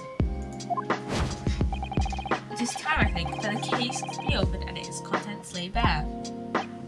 No, I refuse. What could you possibly be concealing inside, we ask? By my estimation, a young lady, perhaps, one slight enough to fit therein. Don't be absurd. And what, pray, would be the identity of this young lady in the travelling case? Dear me, we are not well suited to a life of crime, are we? Your careless dwell betrays you. Once again, we need only follow your furtive glance to find the answer. Yes, the reason you refuse to open your travelling case can equally be found in the pages of this newspaper. But there is another, most stimulating article. If It's returned from the fleeing revolutionary to the back page. Oh yeah, the back page. Renowned prima ballerina Donovovich. Ballet disappears from Shanghai. Such a headline can lead us to but one conclusion. Your crime is that of abduction. According to the article, the young lady's name is Nikolina Pavlova. Kidnapping of a young ballerina. Conclusion. Thus, conclusion. Herlock Sholmes' great deduction of this Russian enigma. Elemensky. Is that an actual word? Is Elemensky an actual word? Successful. That was one of the great deductions I've been hearing so much about, was it? Well, the stories are full of Mr. Sholmes' brilliant deductions, you know. But that did seem a little different somehow. Excuse me, Mr. Sholmes. Could you come over here for a moment? Pray, what can I do for you? It's about your deductions. Would you mind? Not at all. Go on. Well, to start with, there's a newspaper article. I think we had the same discussion before, but these two men look nothing like each other. Ah yes, I recall our discussion earlier, and at the time I believe I told you that the man is a revolutionary, will be able to revolutionize his own appearance. In fairness to Mr. Sholmes, Mr. Violet does look more like this man than you do. That's not the point. And another thing, the part about him abducting the ballerina, indeed, a truly startling revelation. At first glance, God I'm tired, the case would appear too small to accommodate a young woman. Not just at first glance, it is too small, clearly. You'd be looking to fit a 5-year-old child into that case, if you need to put it push really hard. To be fair, it was a ballerina. I suppose the missing ballerina is a 5-year-old child, is she? We don't know. No, the young lady is 15. No, I didn't know. How could I? Well, if she's 15, then 10 years worth of her would be poking out from the case. Some years ago I read something pertinent, I believe. A troop of men consuming vinegar daily in order to promote a certain thinness? I don't know how to words today. If their bodies, vinegar? For such a sour bunch, it would surely be simplicity itself to contort oneself into the confines of that small case. Oh dear, you might be thinking of contortionists in the circus, Mr. Sholmes. This whole thing is laid to a surface. Mr. Naruhodo, something's occurred to me about Mr. Sholmes' deductions just now. I think his powers of observation are magical. His eyes cut to the heart of the matter almost instantly. It's just where he directs his attention and his logic that seem a little off. Your idea of a little may be a little off itself, Miss Psssttt. It's just one or two key words in his deductions that seem to let him down. So I was wondering if we might perhaps tactically switch them for alternatives. What do you think? Switch some keywords in his deductions? Yes, but very tactfully. Feel sure if we could do that, we'd unlock the true genius of Mr. Sholmes' great deduction. Precisely the thought that was going through my own mind. This man is a lot of work. At times, I wonder how anyone puzzle with me. It's not that funny. Ah, and you, my good fellow. Sorry? Take a moment to look at your wrists. My wrists? No handcuffs! Woohoo! Why are your handcuffs? Huh. How did... I felt they may hinder your ability to follow me in our dance of deduction. I don't believe it. Mr. Sholmes, you are a marvel. And don't worry, I shall restore the shackles to your wrists when we are finished. I'm not worried. In fact, I'd rather stay like this. So, let us begin. Herlock Sholmes is proud to present his logic and reasoning spectacular. Course correction. Hold it, Mr. Sholmes.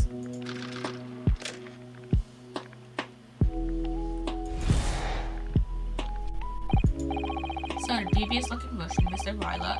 Obviously, what catches the eye first in the first place is a pair of shears. Could he possibly want with such an implementation? The answer, of course, is staring at us in the face. You are on the verge of using the shears to cut away the copious beard you spot. I'm not sure. Would you really use shears like that to cut off a beard? I know that's something I'll have to worry about. It doesn't quite sit right with me though. It doesn't seem to be sitting right with Mr. Ryler either. Which means I suppose that the deduction is wrong. There's only such a key word here in Naruhodo-san. Alright, but how? I think we should start by taking a long, hard look at Mr. Ryler. I wonder if it's really his beard that he intended to use those shears on. Exactly. If we do manage to find something that seems to fit the sense of Mr. Sholmes' deductions better, then what? Then I'll leave the rest in your capable hands, Naruhodo-san. How am I the one to do something about this? Well, anyway, let's see if there's anything we could even use to switch around in the last sentence. What exactly was Mr. Ryler really going to use those enormous shears for?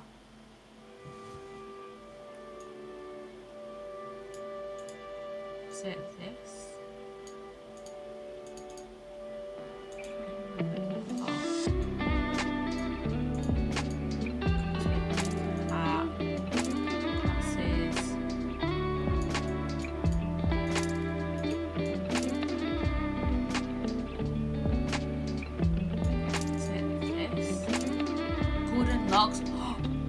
Wait, I didn't notice that.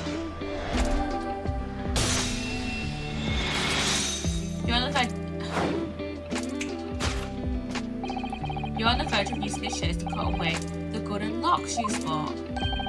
Indeed, you have identified the precise detail I was intending to expose. This is the ballerina. Shush, lush golden hair certainly does not befit an old man. You're not a man at all, you're a woman. And judging from the length and sheen of your hair, one's still very much in her youth. Oh no. If only I had managed to cut off my hair, no one would have suspected.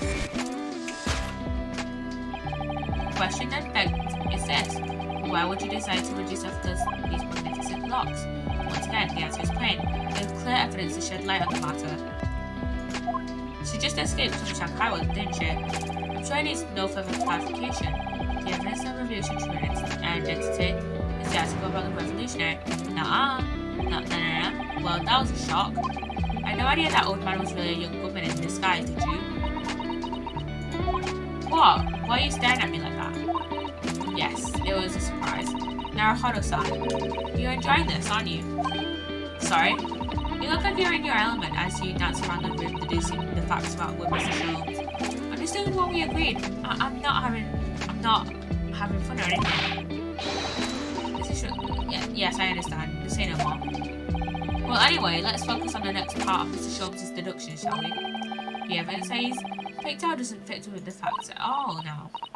And that's true given that Mr. Ryler is actually a woman. If that's a he, or rather she, can't possibly be this merciless revolutionary. I suppose it's because the deduction as a whole has taken a whole different direction now.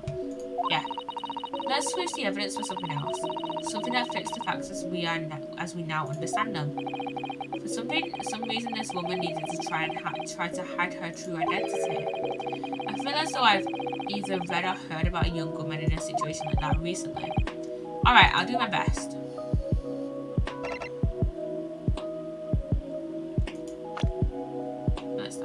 It's not this. This reveals it. Yes!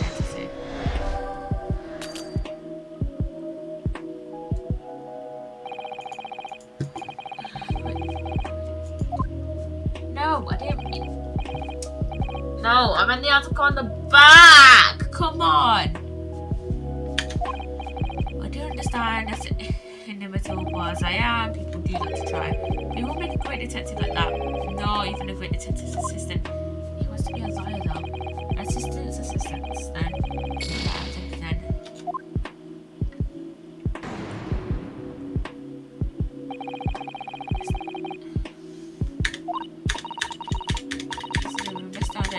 He's a young woman.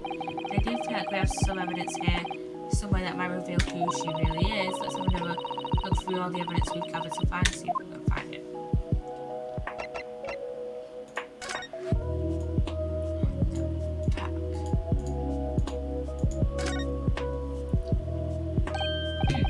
This is interesting. Have you found something relevant, Naruhodo-san? Well, no, I mean, it looks like it might be interesting. I can't read a single word, I'm afraid. No, nor can I. But look at this picture. Perhaps it's about a beautiful young Russian princess, do you think? She is very pretty, isn't she? I suppose you enjoy articles like this, do you? I don't know. I can't make any sense of it. Ah, I'm glad you've noticed this article. Allow me to give you a short summary of its contents. Oh, thank you. It pops up everywhere, this Mr. Sholmes. It's about the disappearance of a young lady last night. Renowned prima ballerina of the Novovich Ballet disappears from Shanghai. During a performance in Shanghai, the famous dancer was reported missing. She is, of course, the talented young Nikolina Pavlova. Why are Russian names so hard to remember? It appeared the woman was in costume when she was found to be missing from her dressing room, wearing the diamond tiara you see pictured, which is worth some 20,000 rubles. Oh, how much is 20,000 rubles? I have no idea, but I'm quite sure. It must be an unbelievable sum of money. Susato-san's eyes are shining like diamonds themselves. 20,000 rubles. I'm gonna just do it in today's money because I don't know when this is set. 20,000 rubles. I'm just gonna convert it into pounds. 174 pounds sterling. That is pretty good. That's pretty good. It was less than I was expecting, but that's still like a decent amount of money. The tiara is the property of the Novovich Ballet. It would seem the director is beside herself with worry. Yes, I'm not surprised. The company is most anxious to recover both Miss Pavlova and the valuable tiara. They've requested international assistance at all ports with sailings to Great Britain. Could this be another case of a Russian fleeing his or her country? It does seem to be the Russian thing to do.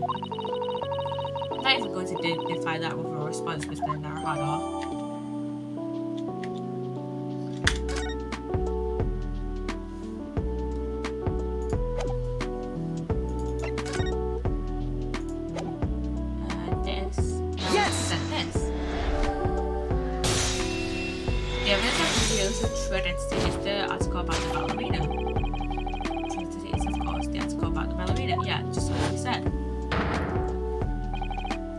That's right, you've hit the nail on the head.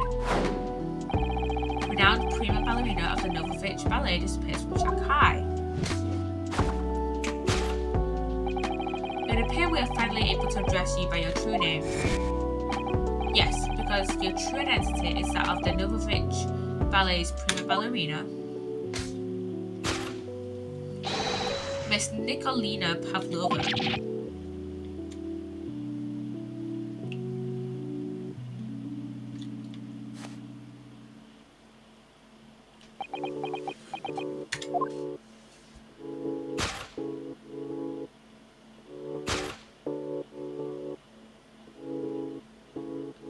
Here she is. You're right. My real name is Nina. I mean, Nikolina Pavlova. But please, I beg you, don't tell anyone.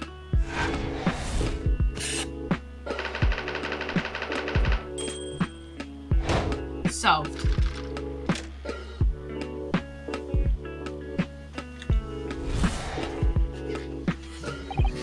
Now, as for my second conclusion. You are, at this very moment, on the brink of committing the most grievous crime. And the proof of this crime, over there... Oh yes, Miss Pavlova. Take unawares, people have a propensity to let their eyes stray, you see.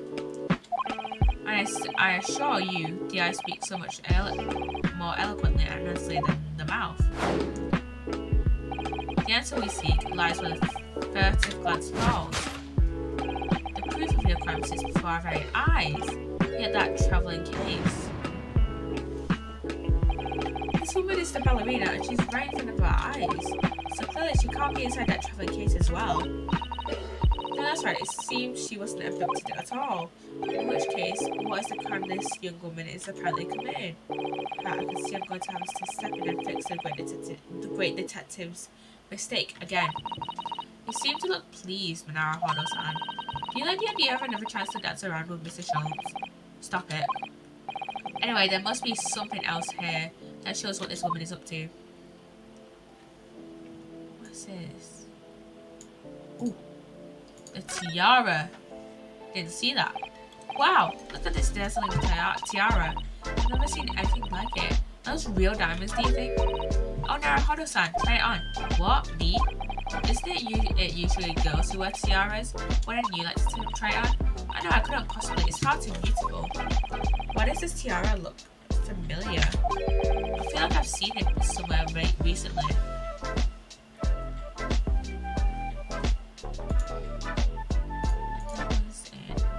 Yes! The tiara. The proof of your crime is surely this tiara. I believe this tiara is worn on stage by dancers in the Novovich Ballet, is it not? Indeed, it would appear to be identical to the tiara pictured here in the newspaper article. And if the reporting is to be believed, it's an item worth 20,000 rubles. In summary, the crime you have committed is theft. Oh no! Yes, you left your ballet troupe unlawfully taking their precious tiara with you.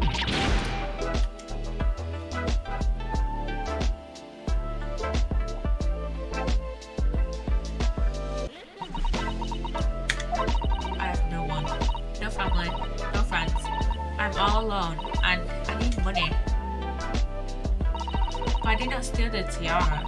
It was a present from, how do you say, an Earl of Prussia. It belongs to me. This girl is only 15 years old, and she's run away all by herself. She must have been extremely lonely. Alright, I will tell you everything. There's no point in hiding it now. Come, let us not be hasty. What? There remains one unsolved mystery about you. Mystery? What do you mean? You have staunchly refused to open the travelling case of yours in our present. It is reasonable to conclude, therefore, that there exists some reason why you wish it to remain closed. Is that not so, Miss Pavlova? My dear girl, there's no sense in playing games with me. Nothing escapes my attention. Indeed, I have a very good idea of the contents of your case, even before I've laid eyes on them. Dear me, we're not well suited to a life of crime, are we? Your careless coup de world betrays you. Once again, we need only follow your furtive glance to find the answer. Yes, the reason why you refuse to open your case is written in the books on the shelf. He's completely changed tack of his deduction now. I think Mr. Sholmes is adapting his logic to the changing circumstances, don't you? Maybe, but why has he suddenly brought the bookshelf into all this? It's just a wild guess, surely. Oh, do you think so? Well, it doesn't seem likely that the reason why this young woman doesn't want her to open the case would have been written in a book that doesn't even belong to her. Yes, that's true. But still, Miss Pavlova certainly did cast her eye in that direction. I noticed myself. Then there has to be another reason why she won't open her case. It must be somewhere in the same area, if that's where her gaze was involuntarily drawn. I agree, that's the only answer. Whatever she has written inside that case should be revealed by following her gaze in the direction of the bookcase.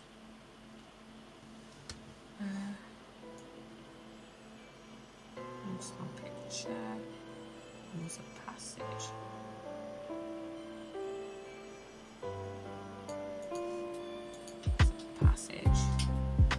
Copy that. These are the rules of passage for travel aboard the SS Burya. Passengers must not keep weapons or other dangerous objects in the cabin. Pets are also strictly forbidden. There's exactly the same notice in that cabin too. I wonder what happens if you broke the rules. Oh dear, I'm sure the punishment would be severe, Naruhodo-san. You'd probably be left adrift in the freezing ocean, or shut inside the tiny wardrobe for days on end. So that you've been serving time for weeks now. Now have I. Let's present that.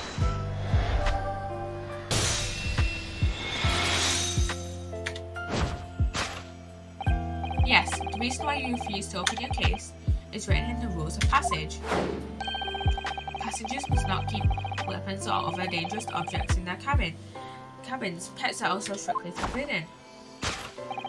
Inside that case of yours is something forbidden from carriage on this vessel. That is the real reason why you refuse to open it, thus revealing its contents. As we've seen, the trunk bubbles from time to time, but no weapon or other dangerous item would move of its own accord. Which leaves with one possibility, Miss Pavlova. Inside your traveling case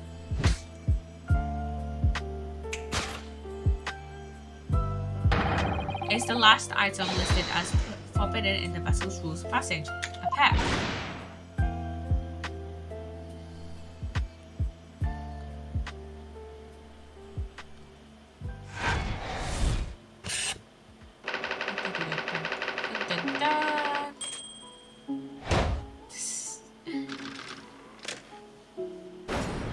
Deduction complete. Elementary.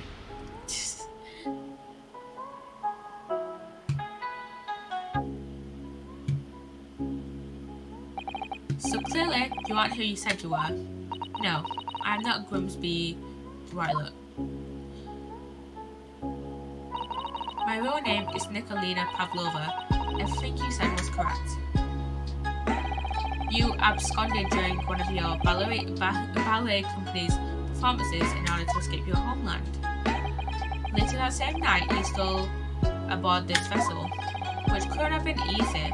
The Burya is a huge steamship with a vast crew. Could you really have stuck on board without being noticed?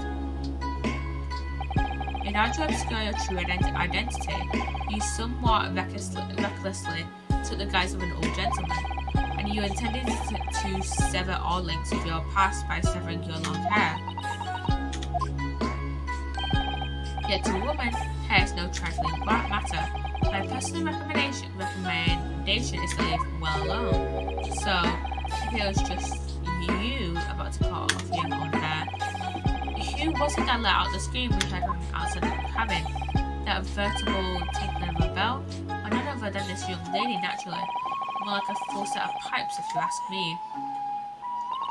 I was so scared when I ran away in Shanghai, I was sure they would come looking for me. That's why I decided to, disgust myself, so no one would recognize me. As a result, you transformed yourself into that questionable old man. I think she meant disguise. I see. I put on the fur hat and fake beard. Then, just before you came in here, I saw in the newspaper. Right on the page, there was a picture of me. I was so frightened. I couldn't stop from screaming. I knew that if I didn't change my appearances completely, they would find me. So I decided to cut all my hair as fastly as possible. I picked up the scissors in my hand and At that precise moment, we walked in through the annoyingly unlocked cabin door. Why wouldn't she just lock the door though? Things happen like that sometimes, don't they? Things do indeed happen like that, from time to time. Are those two even talking about the same thing? There's just one more thing that I'd like to know. What exactly do you have inside your travelling case? You're right. It is my dear friend inside. My only friend in the whole world. Please, don't tell anyone. If the captain finds out, if you say to any of the crew, your secret is safe with us, I assure you. But in return, you must tell us in as much detail as you can muster about the events of last night. Yes, alright. I'll tell you. Well, Mr. Naruhodo, wasn't it something, Mr. Sholmes' great deduction? It was certainly something, yes. I'm just not entirely sure what. But at least Miss Pavlova has agreed to tell us what she knows. That's incredible. Indeed, it is incredible. Ah, and one more thing. Oh yes? What? Observe your wrists. Oh shit! Your hands! Look, are cuffed again. Yeah! What the fuck, Sherlock, even? What? But how? True to my word, I've restored your shackles. Ugh, when and why? There is still a shadow of guilt cast over you, Mr. Naruhodo. I'm sorry to say, it can't be helped at the moment. Can't it? Really? Anyway, let's listen to what Miss Pavlova has to say. I can't go on not knowing. I have to find out what the speckled band that Kazuma-sama wrote about in his diary really was.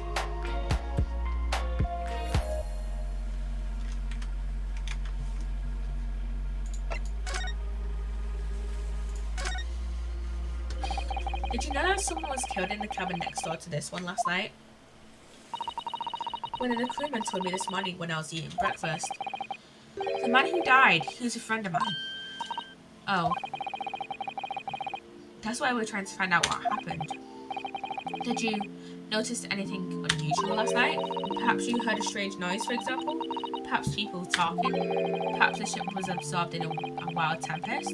Perhaps its steam engine exploded? Perhaps everyone on board would have noticed if that had happened? Miss Pavlova, is there anything you can tell us? I don't know. I'm sorry, but all I could think about last night was what I had done and whether they would find me. I didn't notice anything that was happening around me. Oh, I see.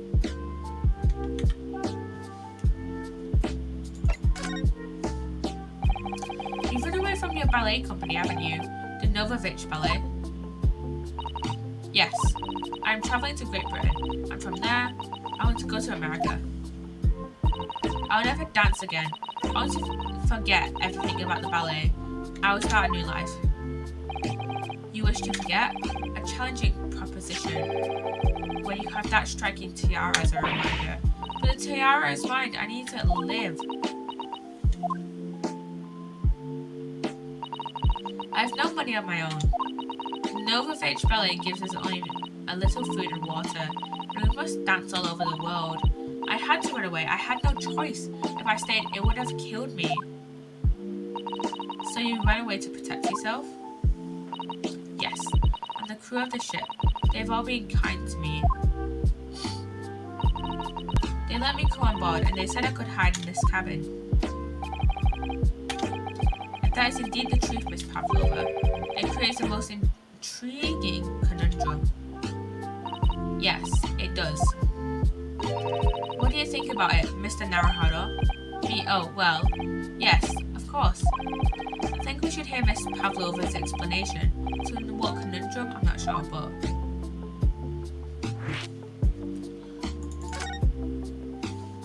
Let's hear about this conundrum first before we talk about her friend. Miss Pavlova, allow me to pose you a riddle.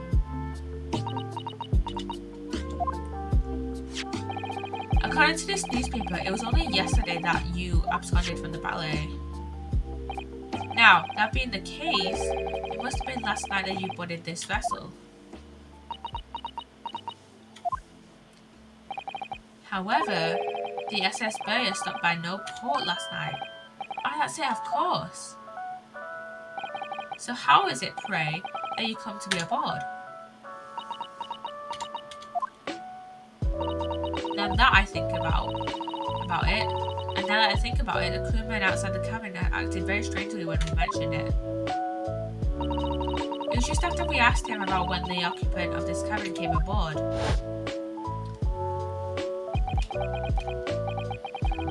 That's not your business. Yes, you're right. He did seem to be hiding something.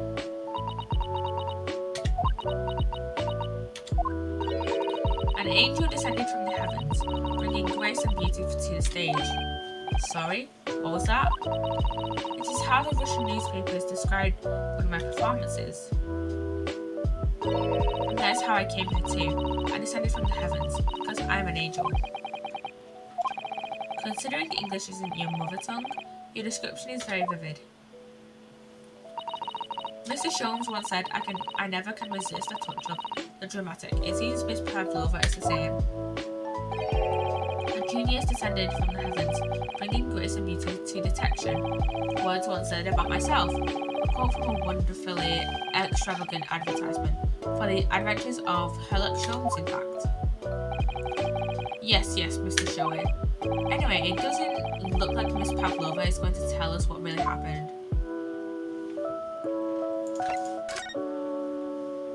So the friend you mentioned is inside your travelling case, is that right? I don't think animals are allowed on board according to the rules of passage. Oh please, don't tell any of the crew. If they found my precious, then the burly Russians would bestir themselves in unison to throw you and your case aboard, no doubt. So reassuring, Mr. Sholmes. But what sort of pet is your friend? A little puppy? It is, isn't it? No. Maybe an adorable little rabbit? No. Ah, your credit Russia is as a land with small rabbits, do you? Oh, don't they have small rabbits there, then? You may well ask. I have no idea. Ah. You two are miserable bunglers when it comes to understanding the nature of young ballerina's friends. Isn't it obvious? It must be a chicken. Really? Consider the benefits. A rooting with claw, daily fresh eggs, and when adversity strikes, it could satisfy the need of sustenance. So you'd eat your friends. I'll remember that. No. Well, it would appear this friend's identity is a closely guarded secret that can be revealed. She obviously doesn't quite trust us yet. There's something I should like to show her, I think. Maybe she might be able to shed some light on it. What do we show her? What's that for?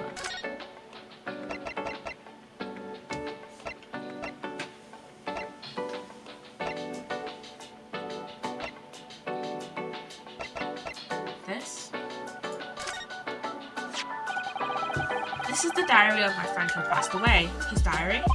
Yes, and he wrote in it the last night before he died. Something a little unusual. It reads, 1:28 a.m. and I hear a faint whistling noise. And then a few minutes later, 1:35 a.m. what looks like some sort of speckled band is dangling from the ventilator grill. A speckled band? I don't understand. It's strange, isn't it? The ventilator he mentions joins to this cabin, you see. It's up there on the wall. In other words, this cabin and the victim's cabin are connected together. Oh! Miss Pavlova, has something occurred to you? Does the speckled band that the victim mentioned mean something to you, or the whistling sound, perhaps? No. I don't know anything. Oh.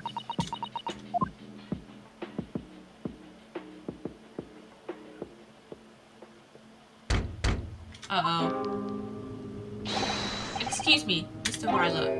Yes, what? Wow, she's fast. Captain would like to speak with you. You must come to Captain's quarters at once. Please. Alright, I'll come now.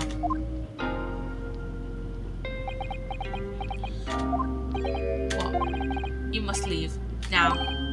Oh no, it's fine. Don't mind us. Yes, please don't worry yourself, Mr. Ryler. Get out! The passenger said out. Oh, you want me to throw you out? Ugh. It looks like we'll have to leave investigating this cabin until later. What a pity.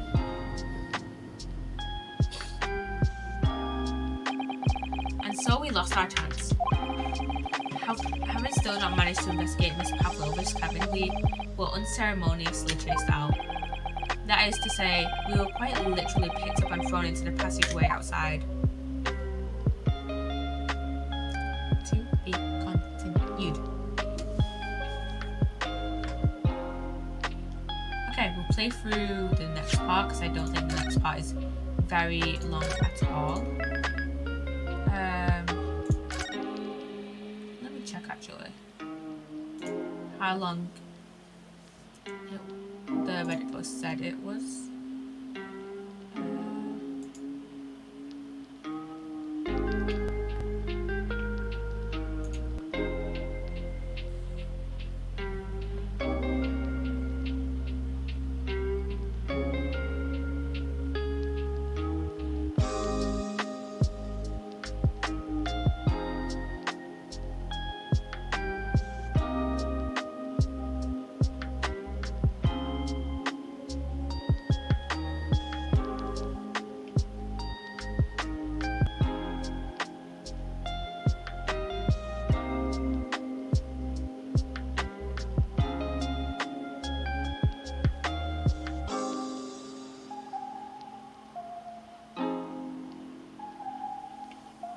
About 20 minutes.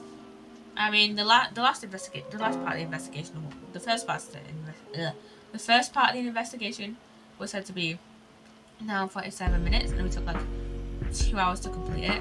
So I'm guessing we should be taking like maybe an hour, just under an hour to complete this part, which is like fine. I don't mind staying up like a little like later, I guess.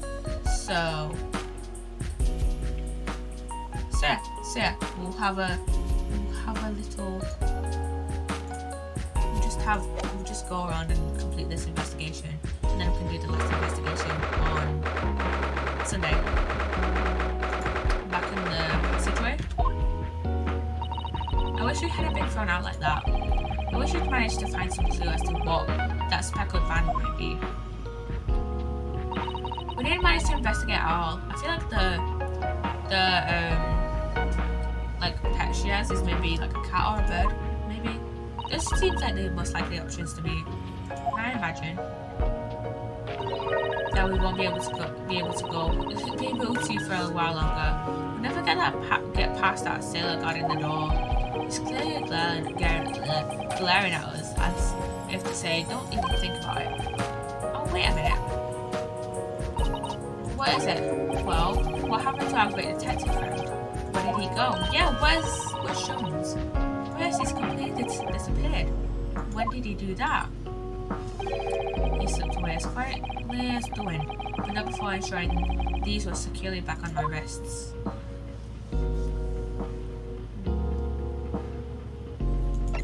Let's move back. We can't go into Pavlova's cabin. Let's go back in Kazuma's. Oh, there's someone new in here.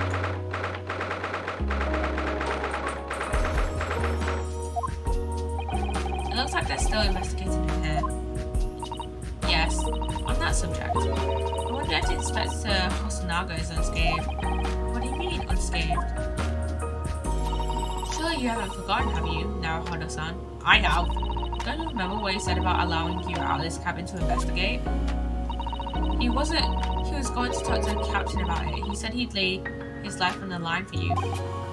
Oh, yes. But I'm sure he was exaggerating. Let's see what he has to say for himself. He might have some new information for us. You never know. Oh wait, he was guarding the door, wasn't he?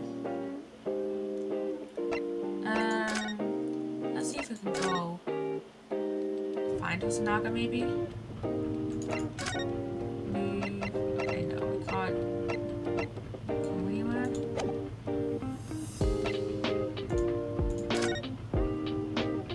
Let's see. Okay, Hosanaga isn't there, so let's see what's coming.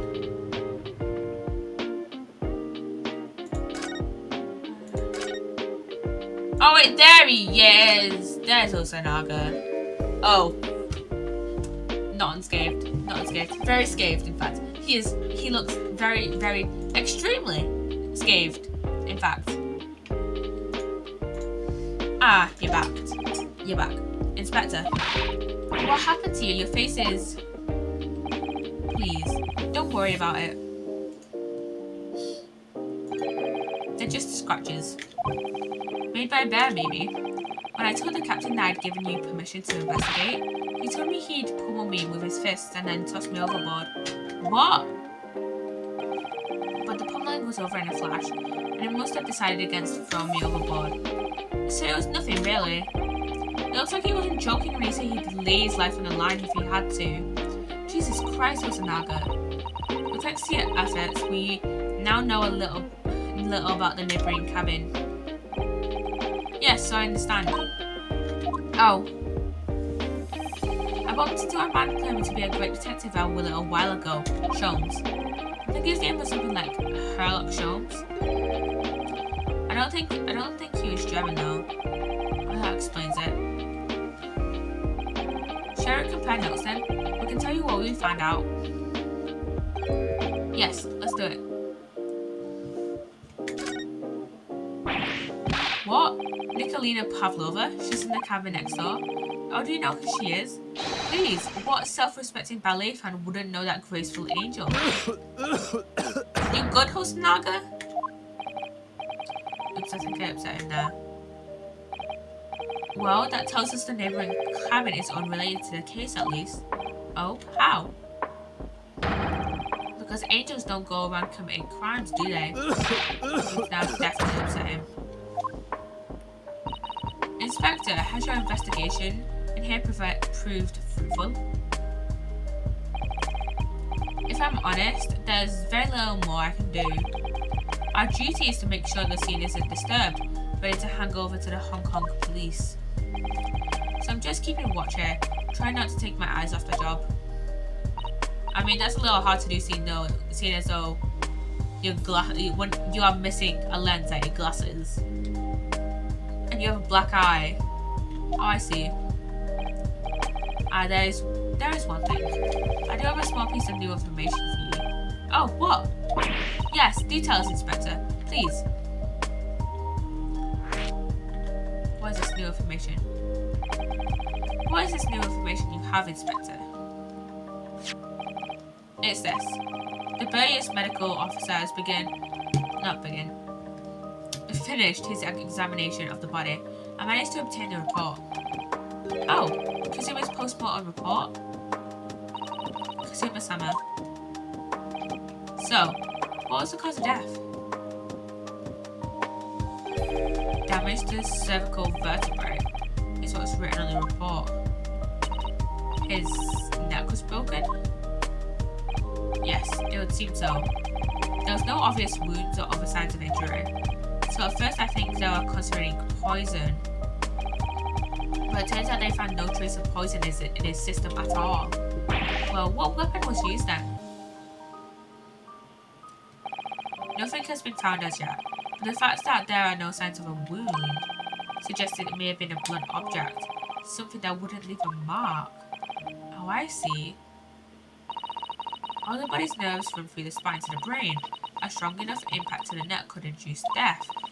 It is a possibility, and no obvious wound would be left. Poor Kazuma. I have a second copy of the report.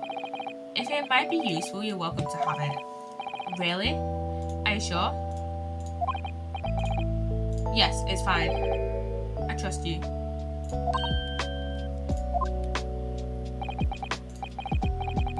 After all, if I didn't trust you, he wouldn't be giving us his information.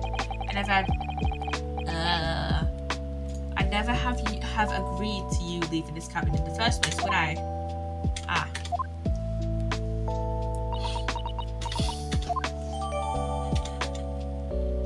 Post-mortem exam given it to us. The great detective.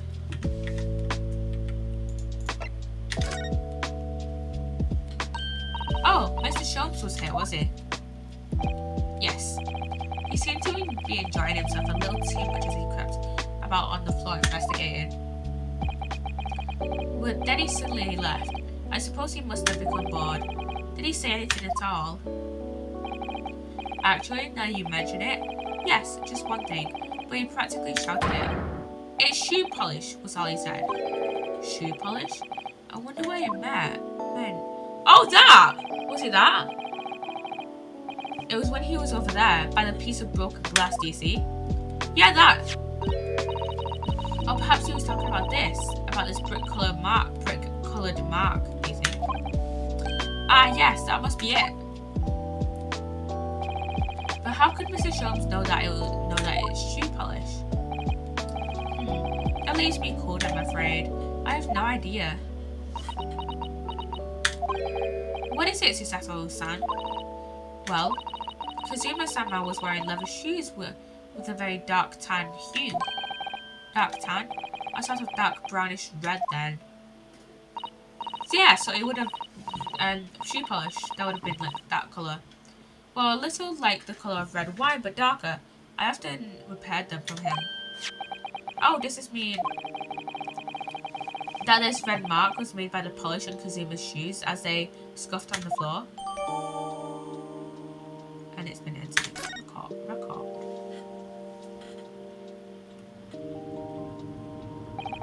That's really all I can tell you at this stage. I should return to my post. My fellow crewman's eyes are boring into the back of my head. Yes, that might be the for the best. Thank you.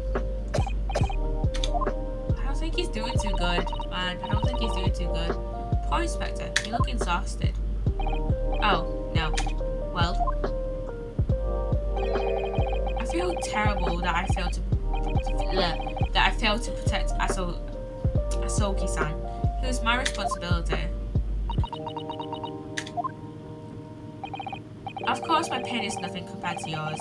You are his friends. The truth is,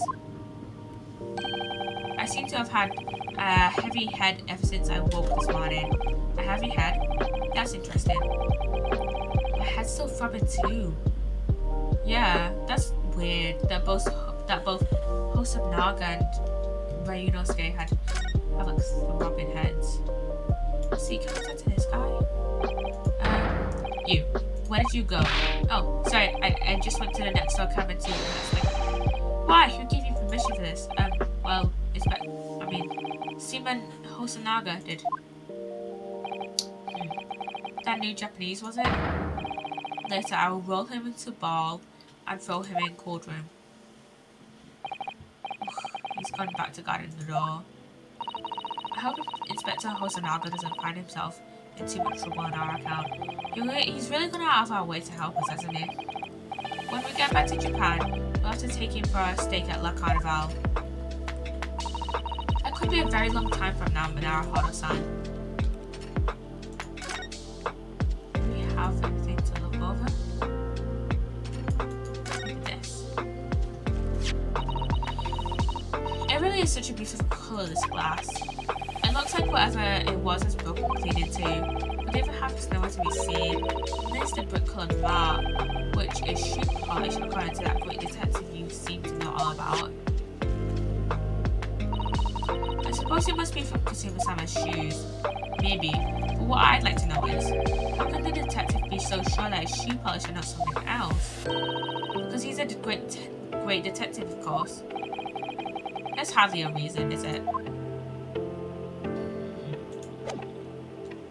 We can go back into the passageway and see if Sholmes is here. Scene change. The scene is changing. Is Sholmes here? Ah! Look now, Harder-san. Seaman Stroganoff is gone. Oh, Stroganoff is gone? Stroganoff. The belly Russian sailor who's always crossing his arms and glaring at us. All these Russian names are impossible to remember.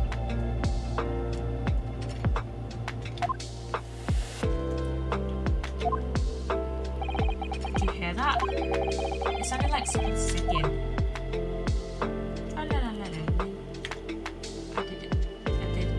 I didn't the quick sense. Wait, that's Shums. At first I was thinking that's what's her name? What's her name? What's her name? I forgot her name already. Pavlova. That's who I was thinking of. Pavlova. This caroling, I know that lark-like voice. But never mind that now. This is a golden opportunity for us. Yes, you're right. We must seize it. Let's get inside Miss Pavlova's cabin while we can and investigate. Definitely. Before that stringy knot crewman comes back. A stroganoff, not a stringy knot. Let's go inside her cabin. Case is open. Her case is open.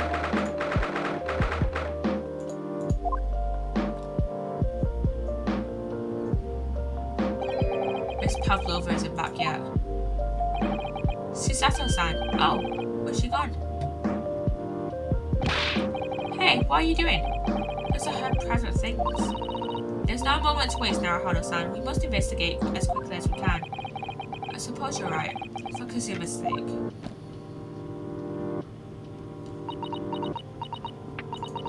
Not just for Kazuma-sama. What do you mean? It can't be long now until we arrive at the port in Hong Kong. I don't want you to be in those handcuffs when we get there. Really? We must solve this case now, Naruhodo-san. By ourselves if we have to. Yes, we will. Examine. Naruhodo-san, are you there? Sorry? I'm right here, yes. Why? Oh, good. I thought you might have climbed into the wardrobe when I wasn't looking. There's no place like home. Believe me, I don't have some strange compulsion to jump inside every wardrobe I see, you know. Well, anyway, I'm not sure anyone could fit inside this one. It's full of beautiful outfits. I mean, you suppose they're all stage costumes. I was rather hoping that we might find Miss Pavlova's friend hiding in there, but no such luck. Maybe in the fence.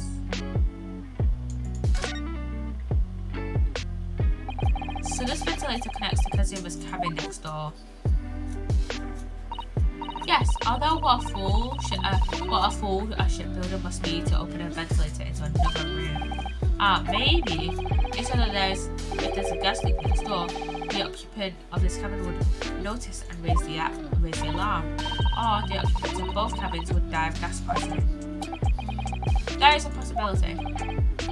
Anyway, last night Kazuma wrote that he saw a speckled band coming out of this ventilator.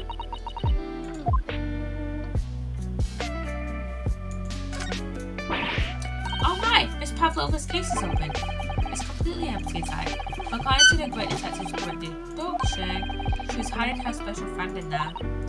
Yes, a friend that she had to keep secret because she's not allowed to bring animals aboard the SS Speyer. I wonder what kind of animal she had in there. And more to the point, where is it now?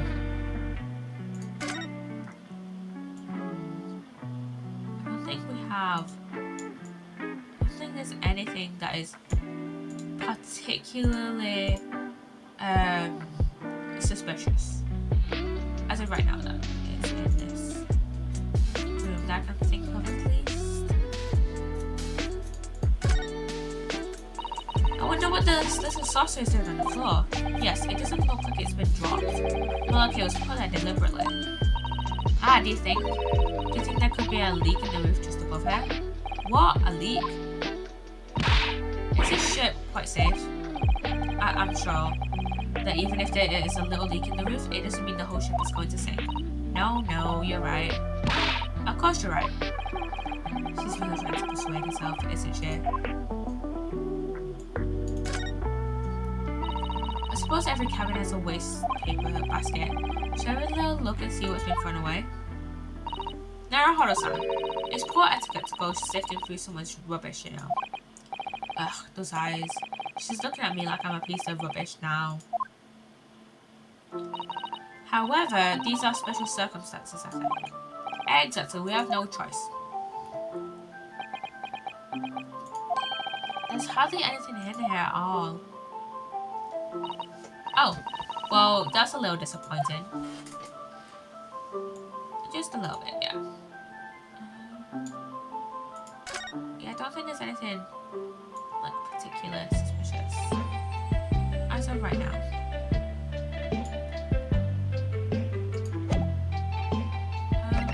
Let's see if we can move back into our cabinet and see if there's anything.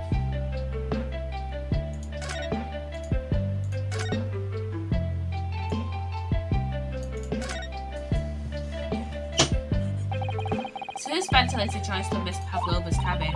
Yes, that's right. And just a few minutes before he died, Kasuma saw something emerging from it. The speckled band, as he described it. If only Miss Pavlova had been able to shed some light on it, but she seemed as baffled as we are. Yes, I wonder if she's telling us everything though. I'm not sure. I know most people aboard would say the same thing about me, but there was something about that woman that didn't sit right with me.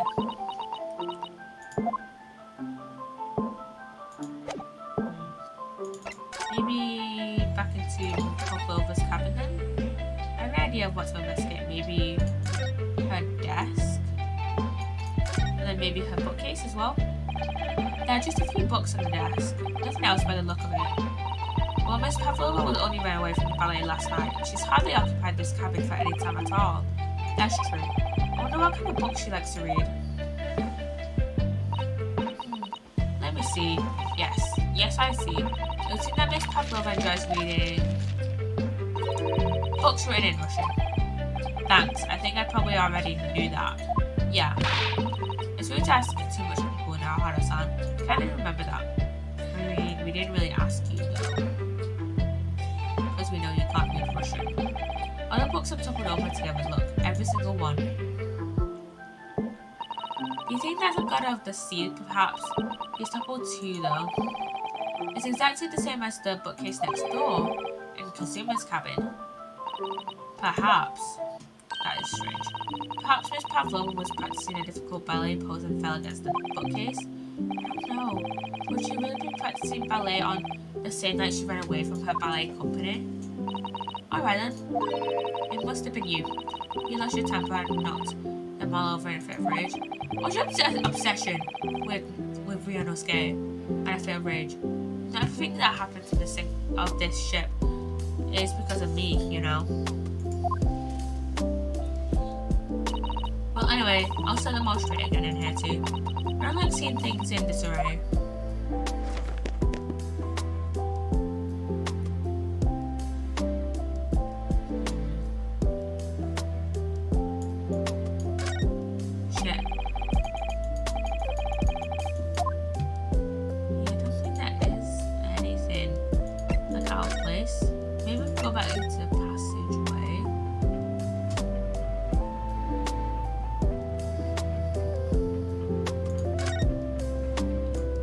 While we could see if we could move that. That might become important later on.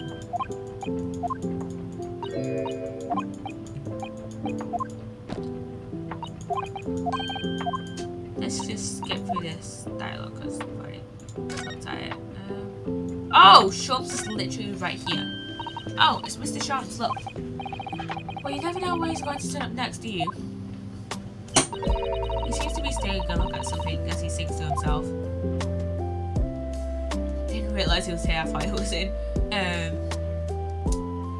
Pavlo.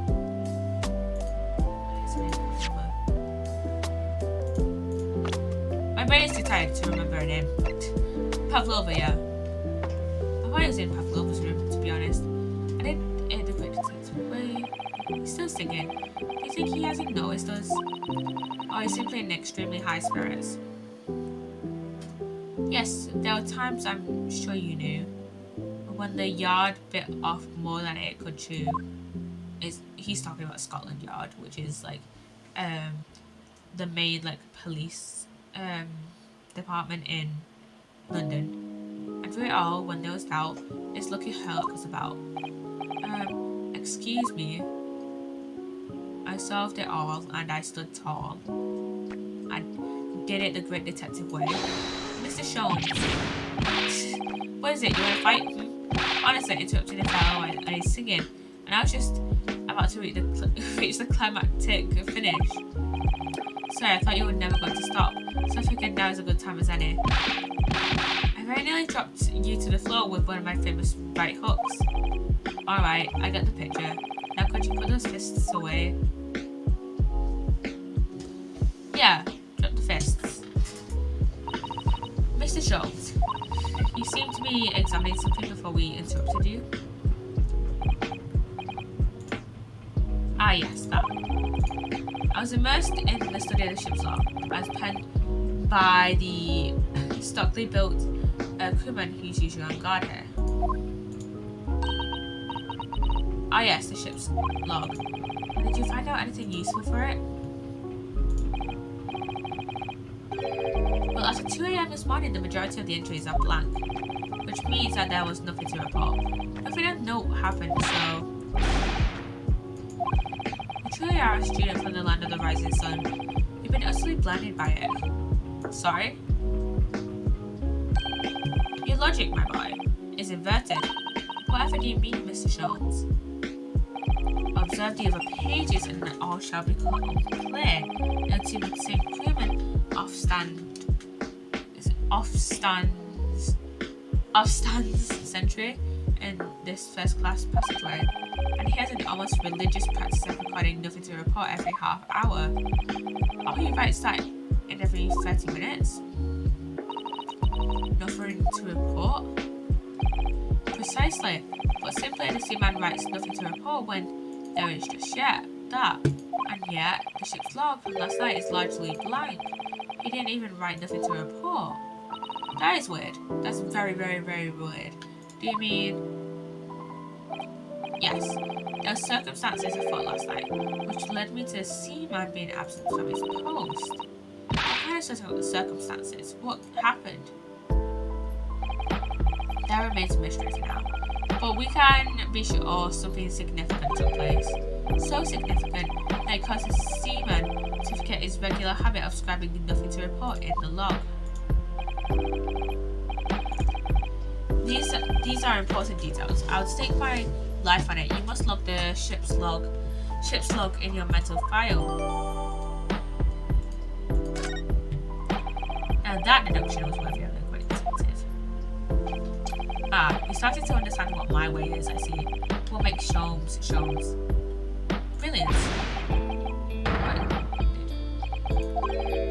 Oh, ouch. Where is it? Are you hurt? Oh, don't worry yourself. I seem to be afflicted with a throbbing head this morning for some reason. Nothing more. Is it due to... Oh, is it due to the lack of air ventilation from the... Because the vents are like connected to each other's rooms instead of just like the outside. Well, my friends, until our next encounter. Bye-bye, Sholmes. Bye-bye. He's still singing to himself. I can hear it as he wanders off down the passageway. Is something wrong, Psssttt-san? You seem lost in thought. It's just, well, I feel the same. Sorry? Ever since I woke this morning, I've had something of a headache. A sort of continuous throbbing. Oh, you too?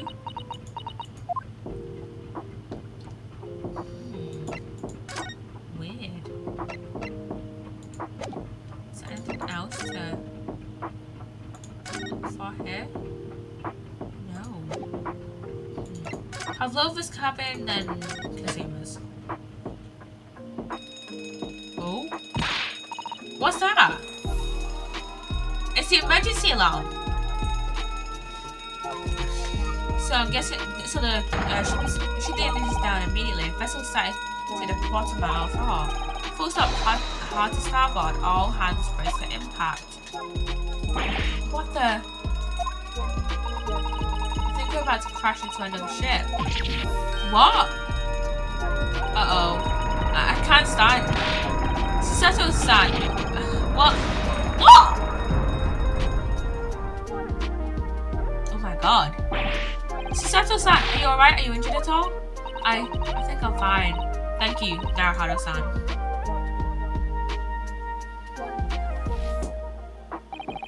Looks like we avoided a collision. I think, yes, the ship has come to a stop. My goodness, what about you now, Naruhito-san? Are you hurt? No, I'm fine. Hello? Is anybody in there? Shout if you need assistance. That sounds like Inspector Hosonaga. Is that you in there, Naruhito-san? I'll bolt the door immediately. What, the bolt? Look at that! The door's bolted. Did you do that, Psssttt-san? No, I didn't touch it. That's strange. How did... And look at all the books.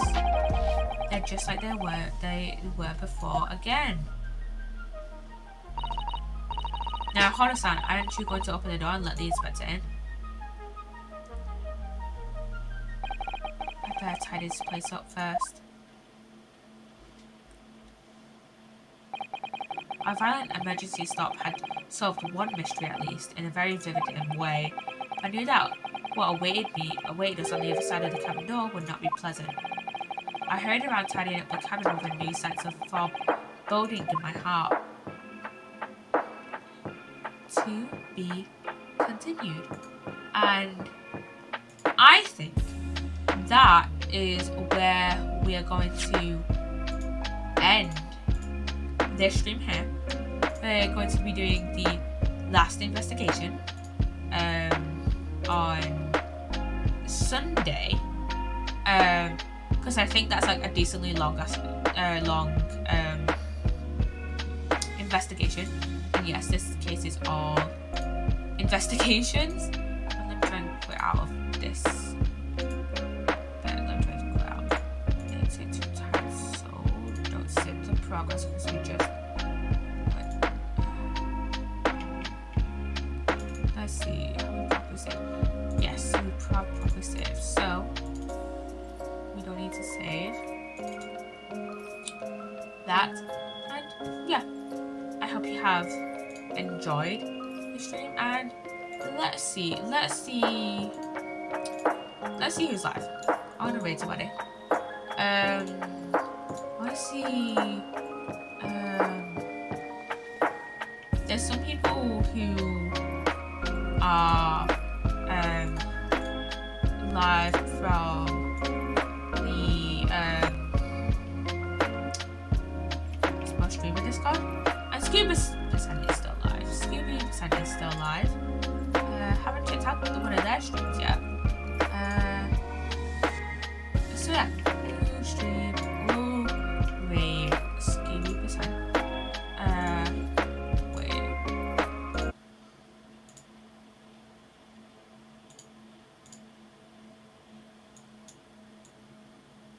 Yeah, we'll raid Scuba%. Are they anything? You know what? Let's just raid them. Let's raid Scooby%. I hope you have enjoyed the stream, and I shall see you guys on Sunday. Thank you for the follows. Thank you again, Pika, for the raid, and I shall see you guys on Sunday. Bye bye, guys. Bye bye.